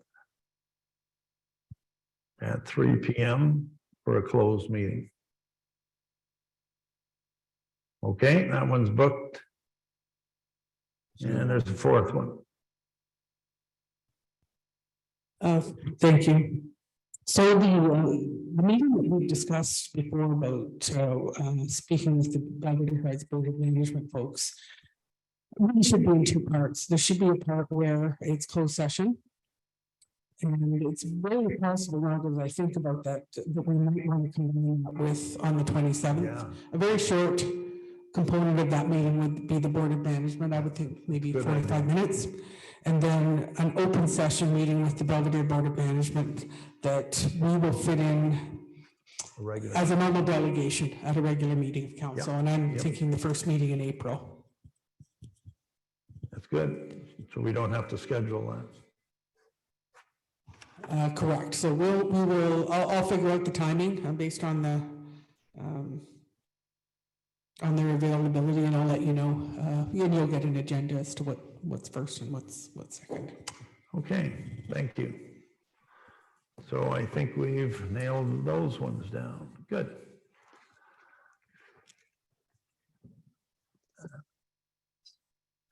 Correspondence. I have a resolution here. Oh, sorry. If council wants to just give direction, I'm fine with that. That's fine. I'll read it. Okay, just gonna finish it here. Okay.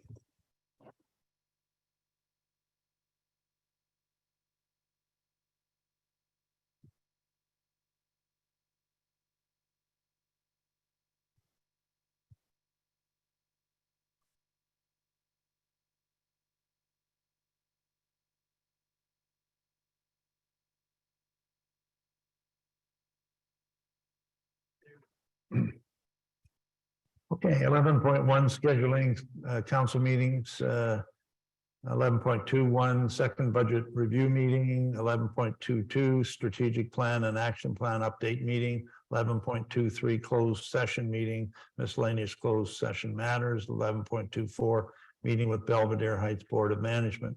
That the council of the municipality of Whitestone does hereby set the following special council meeting dates.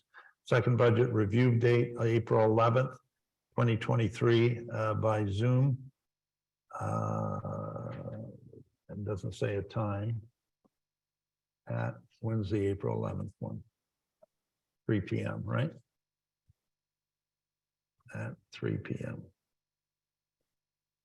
Strategic plan and action plan update, April 24th, 2023 at 3 PM. I'm just going to add that in. Meeting with Belvedere Board of Management, March 27th, 2023, Zoom closed, which is the same one, okay? Need a mover and seconder? Counselor Nash moves. Seconder, Counselor Bray. Okay, all those in favor? Carried. Thank you. Okay, next one, correspondence. Correspondence listed on page 8 of the agenda, number 12, whereas the council of the municipality of Whitestone has reviewed the correspondence items as listed in page 8 of the March 7th, 2023 council agenda. Now, therefore, let it resolve that the council receive the correspondence items for information with the following extracted for further discussion and action. I need a mover and a seconder. Counselor Nash, seconder. I'll second, Councillor Woods. Counselor Woods seconds. Okay, are there any letters that people or correspondence that people want extracted? Counselor Nash. Number E, if I could. E, okay. I'm just going to write that down here. E. Okay, any others? What is E here? Let me get to it.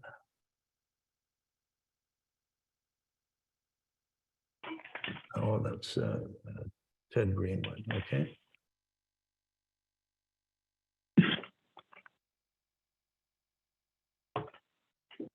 Okay.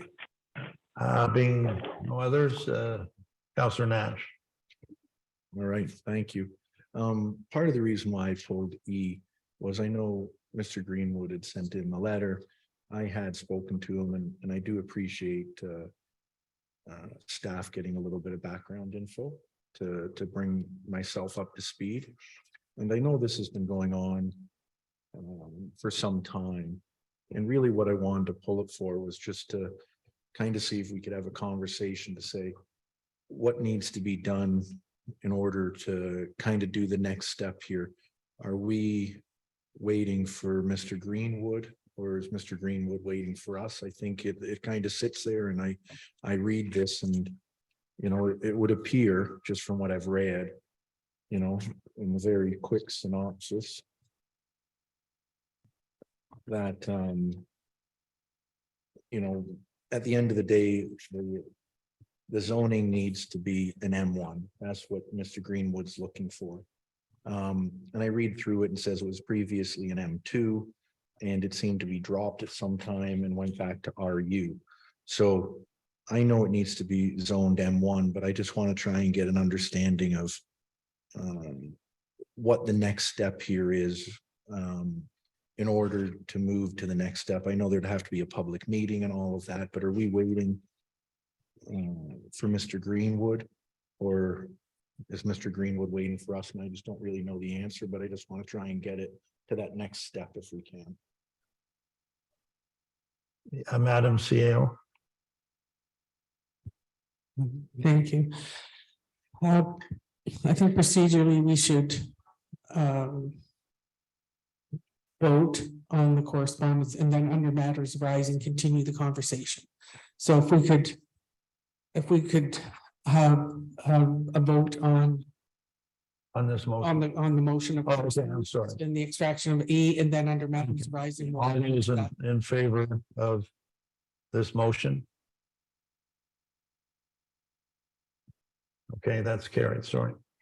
So to your question, Councillor Nash, I believe what needs to happen is there needs to be a rezoning application, and council needs to address that. And if I understand from my conversations with Mr. Greenwood numerous times that he would like the fees waived for that rezoning application.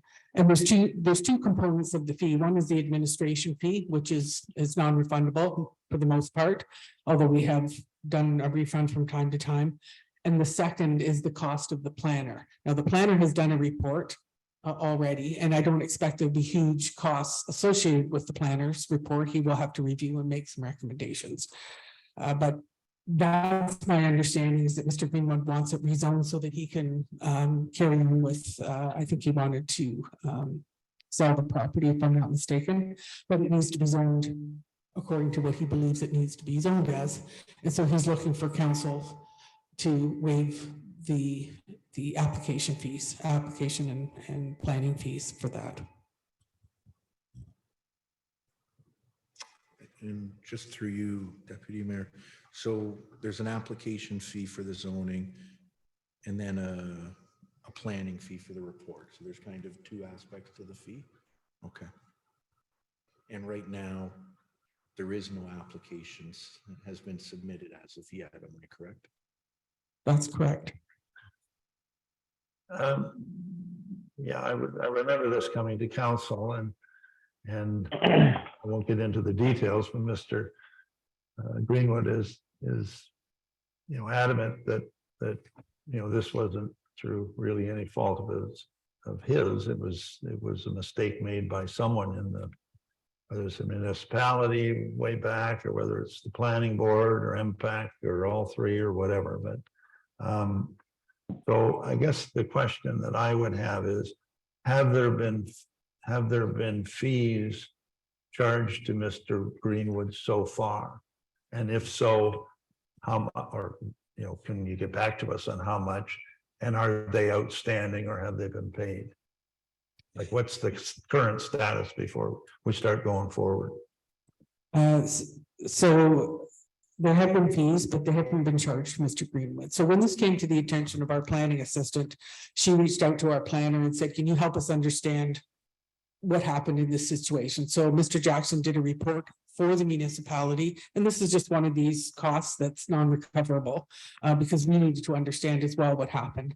So, council has noted a couple of times that there's been fees related to Greenwood on the accounts payable. None of those have been charged to Mr. Okay, Greenwood. well, that's good. So we're at a zero account now.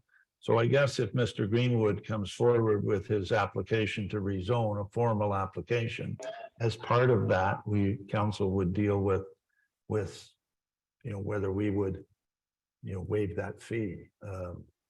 If he doesn't come forward, then there's no fee to waive. Is that fair, or do we simply put it onto an agenda before he brings the application and discuss whether we would charge him or not? Those, to me, appear to be the two options, so that he would know before he puts the application in whether we're going to charge him the fee and the resultant whatever costs. So again, what's council's thoughts on this? I can speak to it if you'd like. Councilor Nash.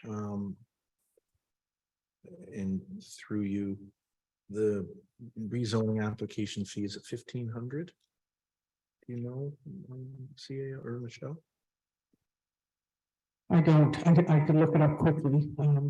I think, I'm guessing, deputy clerk's minutes, it's a 500 administration fee. Okay. And $1,000 security deposit for planning. My mind had that I thought it was 1,500. I would propose that, I think, this is just my thought, that this has gone on quite a while, and I think, like you said, Councillor Lamb, where's their blame? Is there blame here? Is it there? Is it the previous owner? And I think what the best thing to do to get it moving forward would be for Mr. Greenwood, I would think, to submit an application form, get that form in front of us all, and as part of that discussion, we can speak to the fees as we go through it, I think. But I think it has to get in front of us as an application. Okay, any other comments on this? Councilor Through Blair. you, Mr. Deputy Just Mayor. a question, does the fee have to be paid before the application can come forward? That is correct. So he's actually in his letter looking for us to make a decision, I think. And in looking at the background information, I wonder if there's an appetite to see if he'd be willing to just split it so that we don't charge him the full amount, but we are able to recover a little bit for some of the costs we might have, the municipality might have. Just a thought.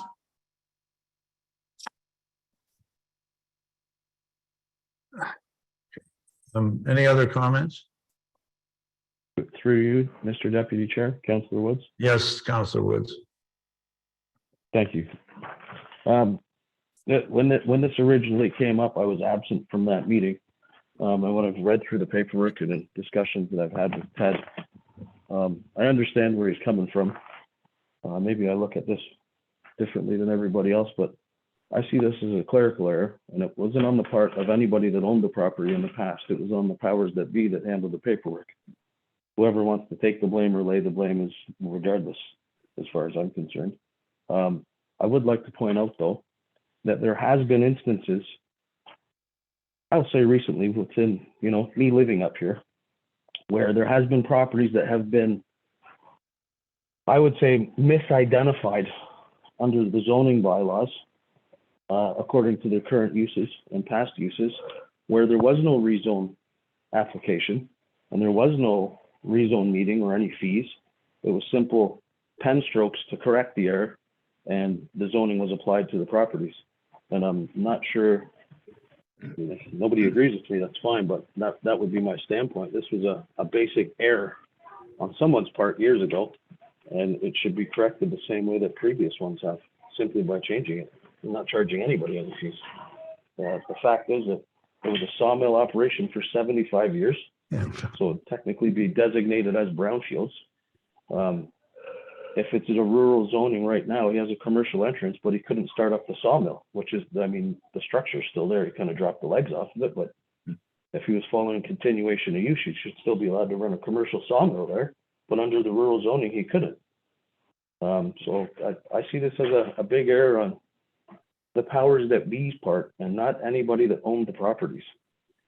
I'll So, just leave it at that. so, correct me, Madam CAO, if someone wanted to make a motion, Councillor Woods, Councillor Nash, or Councillor Bray, or the mayor, to waive the fee for Mr. Greenwood, should he bring an application for him? He pretty much has to in order to sell the place.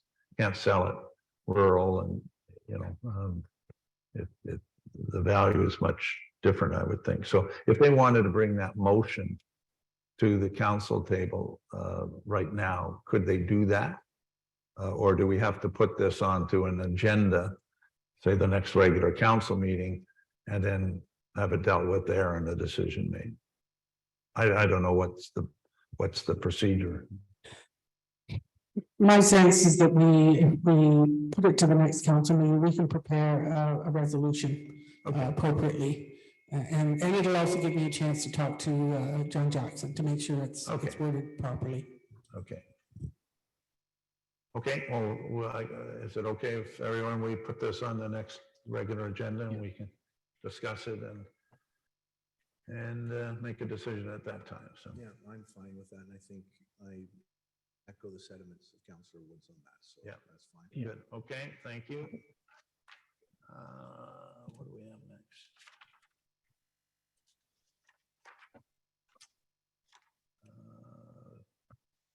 Counselor. Counselor items. I have one. Maybe I'll go first this time. Maybe I'm supposed to go. I don't know, Mr. Mayor, maybe you were going to say this, but this weekend is the Fish Derby. Hopefully it'll go on. I think the ice is on Whitestone is thick enough. I know it is. I'm on it. So so it's this weekend. I know there's a pancake breakfast, I think from 9 till 11 here in the community hall. And then the Fish Derby starts after that at some point. I'm not sure exactly when it starts. So I wanted to note that. Mr. Mayor, have they been in touch for you to be there or address it or open it or anything like that? Well, as a matter of fact, they haven't, but I was sort of asking about that the other day. Normally the Derby starts at noon. And so typically I would be there just to sort of launch it, at least in the past I would be, but anyway, I haven't heard anything from the organizer. I was going to try and get in touch with her. Okay, maybe if you're going to do that, you could just let the rest of council know that or put it in the calendar or something like that so that we could be there. I'm not sure I'll be available or not, but anyway, just that's the only note I had under councilor items. Others, please. Councilor Nash. Yeah, I had a couple if I might. One of them, I know at the last council meeting, we were running very short of time, and under that council meeting, we pulled an item. And it was in regards to if other members of council remember, it was item 1, it was from Hydro One. And it was in regards to vegetation maintenance program. They were going to do some spraying of the hydro line. Oh, up at Boulder. Yeah, or and I Blackland. believe Councillor Lamb, you'd mentioned to pass it on to the Magneto-Wands Association. So I'm assuming that might have been done because somebody did reach out to me, and I just wasn't sure if we could just speak to it for a minute. And what was basically spoken to me was that the spray that they're using, this Garlon, is one of these, nice sprays that you don't want to inhale, kind of like Roundup, causes a whole bunch of damage to your body. And it struck me when I'm looking at this and going, they're going to be spraying it right through the conservation area right through the park. Right next to Bolger Lake. So I didn't know if there might be any way, and I don't know if there is, for all I know, maybe it's already been sprayed, but I don't know if there's any way that maybe staff may be able to reach back out to Hydro One and to say for that area, right by the park, right by the Bolger Lake area, is there any way that they can go back to, you know, doing it the way that they do in many other areas? You see them all along the highways all the time using the chippers, the grinders, the chainsaws. Not everywhere through Whitestone, but maybe for that area right near that park. So I don't know if that might be a possibility. Again, maybe it's too late, maybe we can't, but just the staff could look into it, and maybe if we as council didn't mind saying, hey, maybe there's something that can be done there. That was one thing. Yeah.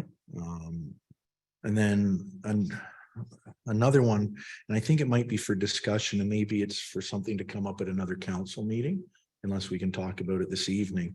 But I know myself and Councillor Bray are just getting going on the environmental committee, arranging the first meeting.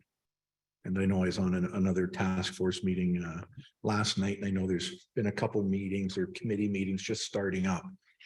And I just wanted to make sure we were following, but maybe just go over what the protocols are for how we notify the public of a meeting. I know I'd sent an email to staff, and they posted the first environmental stewardship meeting on the website to say it's on the 21st, but I know others don't seem to have been placed on it. So I just wanted to find out what should be our protocol to make sure that staff, or not staff, but the public is aware of these meetings, because what I understood from the info been provided is these committee meetings are open to the public. So how do we let the public know when these meetings are? Should we be putting them on the website, like on the calendar or not? So I didn't want to do it wrong. And I don't know if we can talk to it today, or if not, maybe you can come to a different meeting. Madam CEO. Yeah, thank you. I'm happy to speak to that. The short answer is yes. The meetings notice and the meeting agenda should be on the website. We didn't do very well at the last term of council. And of course, that transparency policy was passed. So my intention was to encourage a little bit more participation for this term of council. And I did send out that email to everyone. So I hope that's helpful. So the way staff can help is if there's a meeting, we don't always know about it because we're not the chair and we're not part of the committee. As soon as you know there's a meeting, we can post it on the calendar, and we'll post it in the council calendar for you, unless you can do that yourself. And then once you have an agenda, that should be posted on the website along with the and our normal calendar. So however you can help, whoever is the chair of the committee, whoever ends up being chair of the committee, should always reach out to our frontline staff, any one of the folks, and myself included, Sylvia and Paula and Judy, myself, and we can easily get it on the calendar. So that's important, that the public knows that those are public meetings and that they are invited to attend. No, thank you very much. That's what we've done so it's posted on the website, like on the calendar on the website. So perfect. I just wanted to make sure if that's what we were supposed to be doing. And the package you'd sent was very helpful. When I read through it, it's almost like I'm putting it too simple, but we have to follow the procedures as the meeting we're having today, almost getting the agenda out, getting minutes done, posting it. So I just wanted to make sure that we were doing it right, because we're starting. So good. So that was that. So thank you very much. And then my last. Can I just, before you go on to the next one, just as a comment, some of these minutes or some of these meetings are by Zoom. Do the Zoom records go on like council records? Like, could someone click in a month from now and say there was the environmental committee meeting on Tuesday night, or not, or what, or is that, I don't know. Well, the minutes need to be written, and I guess if it is a Zoom or hybrid meeting, it depends on whether it's being recorded or not. And I don't know if they are being recorded. I'll actually ask Councillor Nash, is your intent to record the meeting? So we just met with staff this afternoon before the meeting, and some of our questions was with the deputy clerk, are the meetings recorded? So ours are set up to be recorded. But I don't know if there's anywhere to put it on the website. Maybe maybe it comes back to a different council meeting, but if there is Zoom meetings, be it the library board or the thrift shop or the stewardship committee, should those be posted on the website like a council meeting? I don't know what the protocol is, if it's up to the board, if it's up to, I'm not sure. So maybe we can think to that and come back to it late. Like, I'd have no problem with them being posted. I think it gives more transparency, but I think if we're going to do it, we should do it for all the boards whenever there is a Zoom call. Maybe some will meet in person and there are no Zoom though, right? Yeah.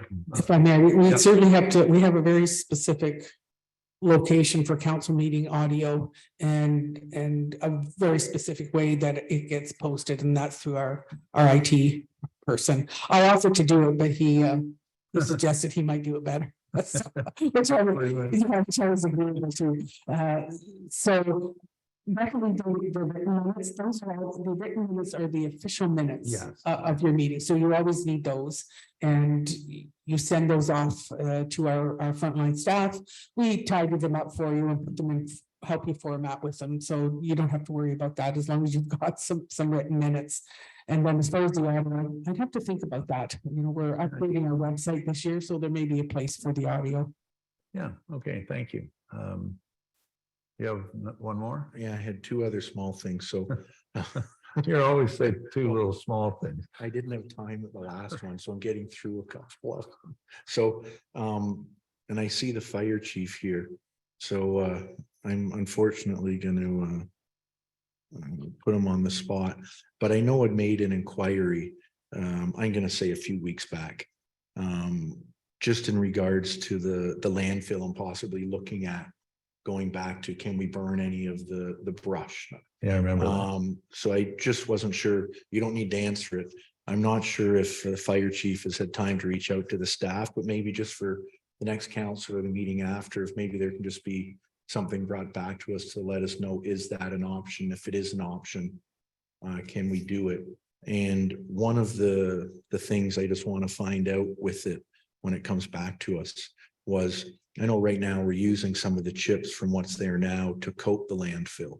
And I just want to make sure that it's okay that we're coating the landfill with the chips for the combustible material. And I know every so often we have to put soil so it's non-combustible. So I just want to make sure that can be looked at to make sure that's okay.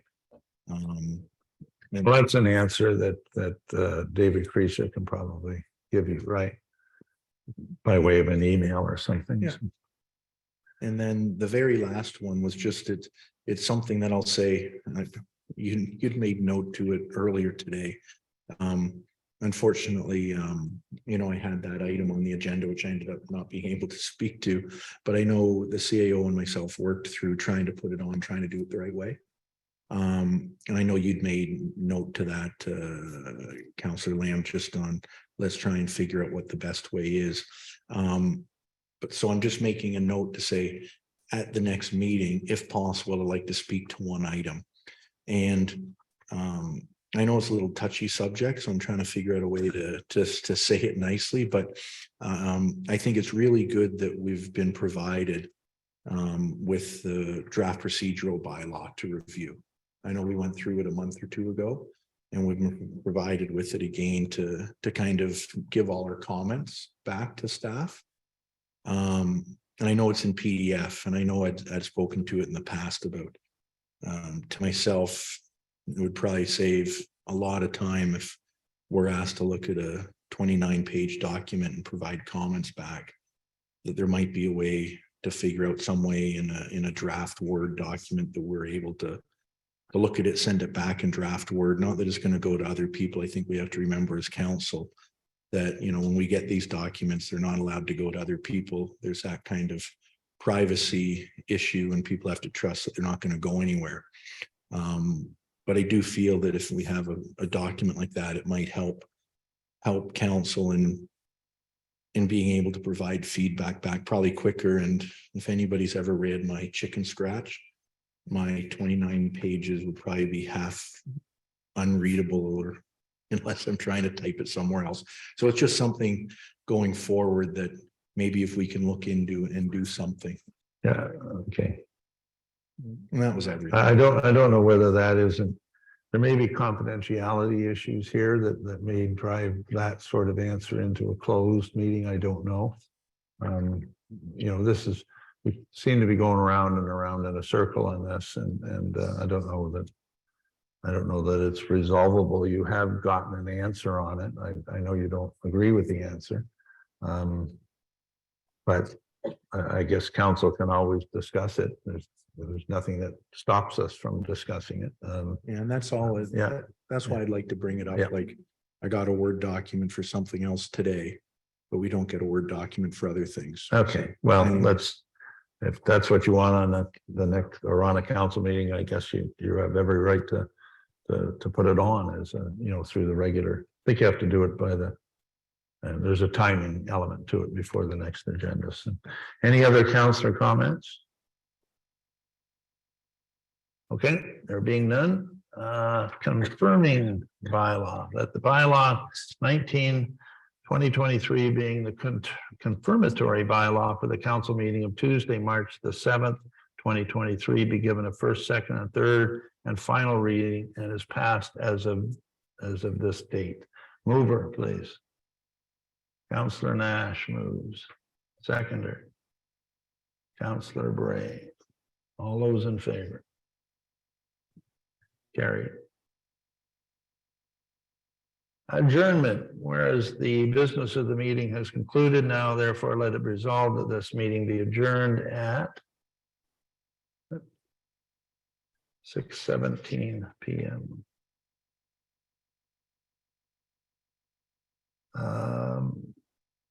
Until the special council meeting of March 13th, 2023 at 6:30 a.m., not me, 6:30 p.m. or at the call of the chair. I need a mover and seconder. Councillor Nash. I'll move. Councillor I'll Woods. second you're that, seconding. Councillor Woods. All those in favor? That's carried. Okay. Thank you, everyone, for joining us, and have a good evening.